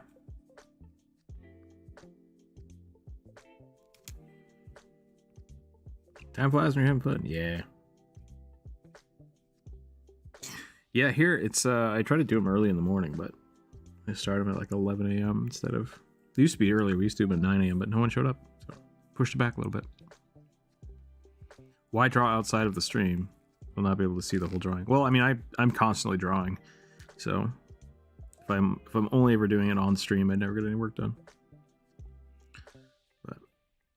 But yeah, I think I'll save the viewer suggestions for streaming. Have you drawn your cats as tabletop RPG characters? I have not. I have not done that. I don't know what they would be. You guys are just old. He's just an old man. So.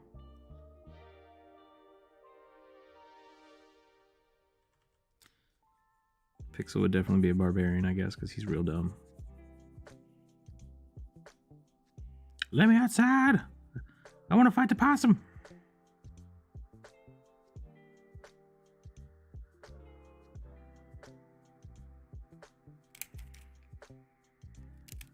I was gonna give this guy long hair, but maybe I'll just give him like a side cut.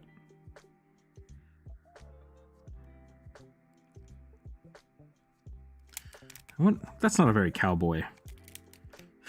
Very gunslingery hairdo.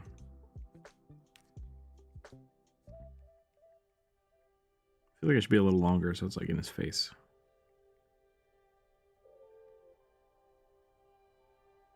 And over here, we'll just do this. Maybe not. Maybe it's only long in the front.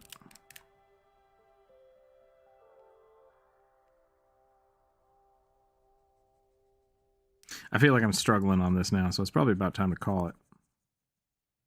There tends to be a point where creativity starts to suffer. It's okay to take breaks. Might go for a walk or something. Try to get my creative juices flowing again.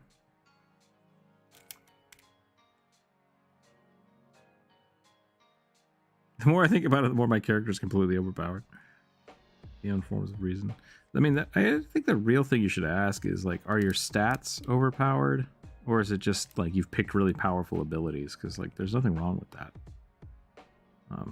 Warlocks are just OP in general. Like, they are the most bang for your buck.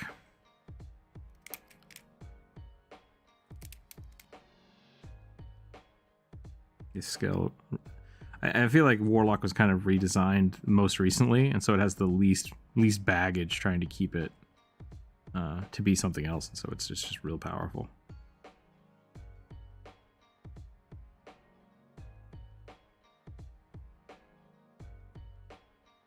So regardless of what you do with Warlock, it's gonna feel strong.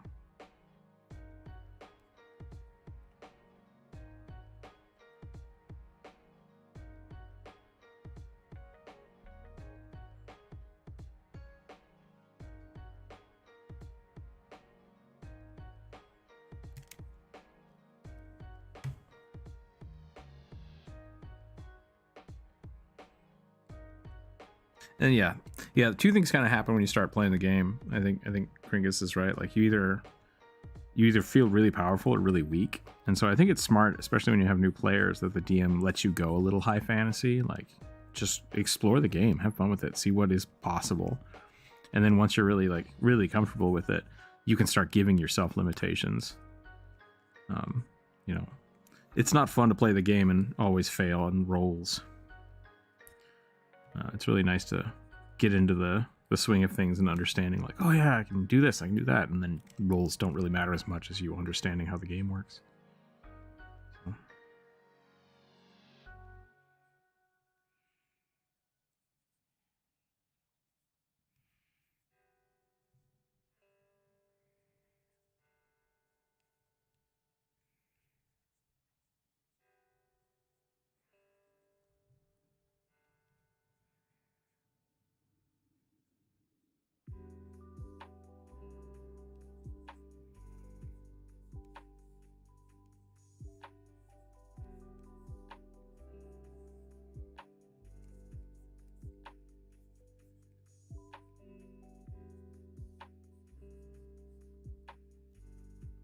Flaws are necessary for a good story. Yeah, and flaws don't have to be mechanical. Like they can be things that you decide. Like my character is scared of horses or something. Like have fun with it. Like don't worry about it. But like having that conflict is good. When your character is just really good at everything, it makes the story really boring.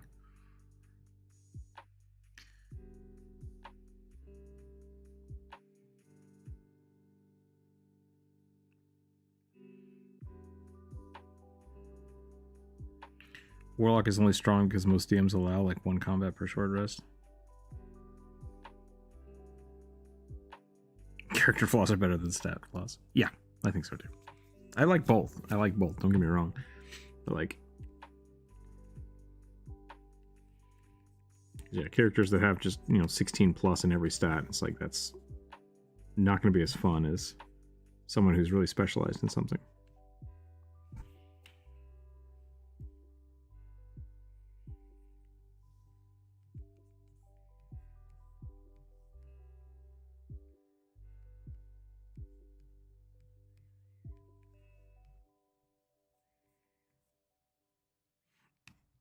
All right, I'm losing steam. I think that's probably a good place to call it. It's 2:30. We're going to end it there. We can go see if anybody else is hanging around online. Maybe we can jump into someone else's stream. As for anything else, thanks for hanging out today, everybody. Thank you for all the wonderful suggestions. We'll hold on to them, and we'll continue this again on Friday. If your character did not get drawn, we'll have it there. Go check out some of the latest videos. Should have a new video out coming up pretty soon. That's all I got. But in the other, druids not being able to use metal armor for roleplay reasons is BS to me. I think it makes a lot of sense to me, especially from older editions. But druids had a lot of ways of buffing themselves, so like having that metal armor as well, like plate mail plus bark skin that's too much.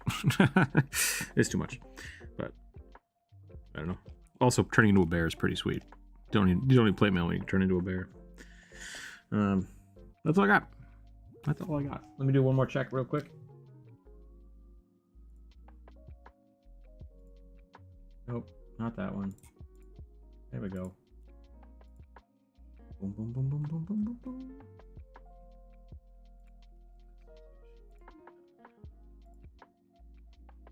How do RPG is upcoming. Pathfinder 2nd Edition Remastered. Roll for combat. Yeah, we can see what they're up to. Why not? See what they're talking about. Thanks again, everyone. stay happy, stay healthy, keep your dice on the table, and we'll catch you next week, all right? Or on Friday, I guess. Or tomorrow, if you want to join the drawing with us. We just draw an Aggie together on stream. So join the Discord if you want to do that. Otherwise, we'll see you later. Bye, everyone.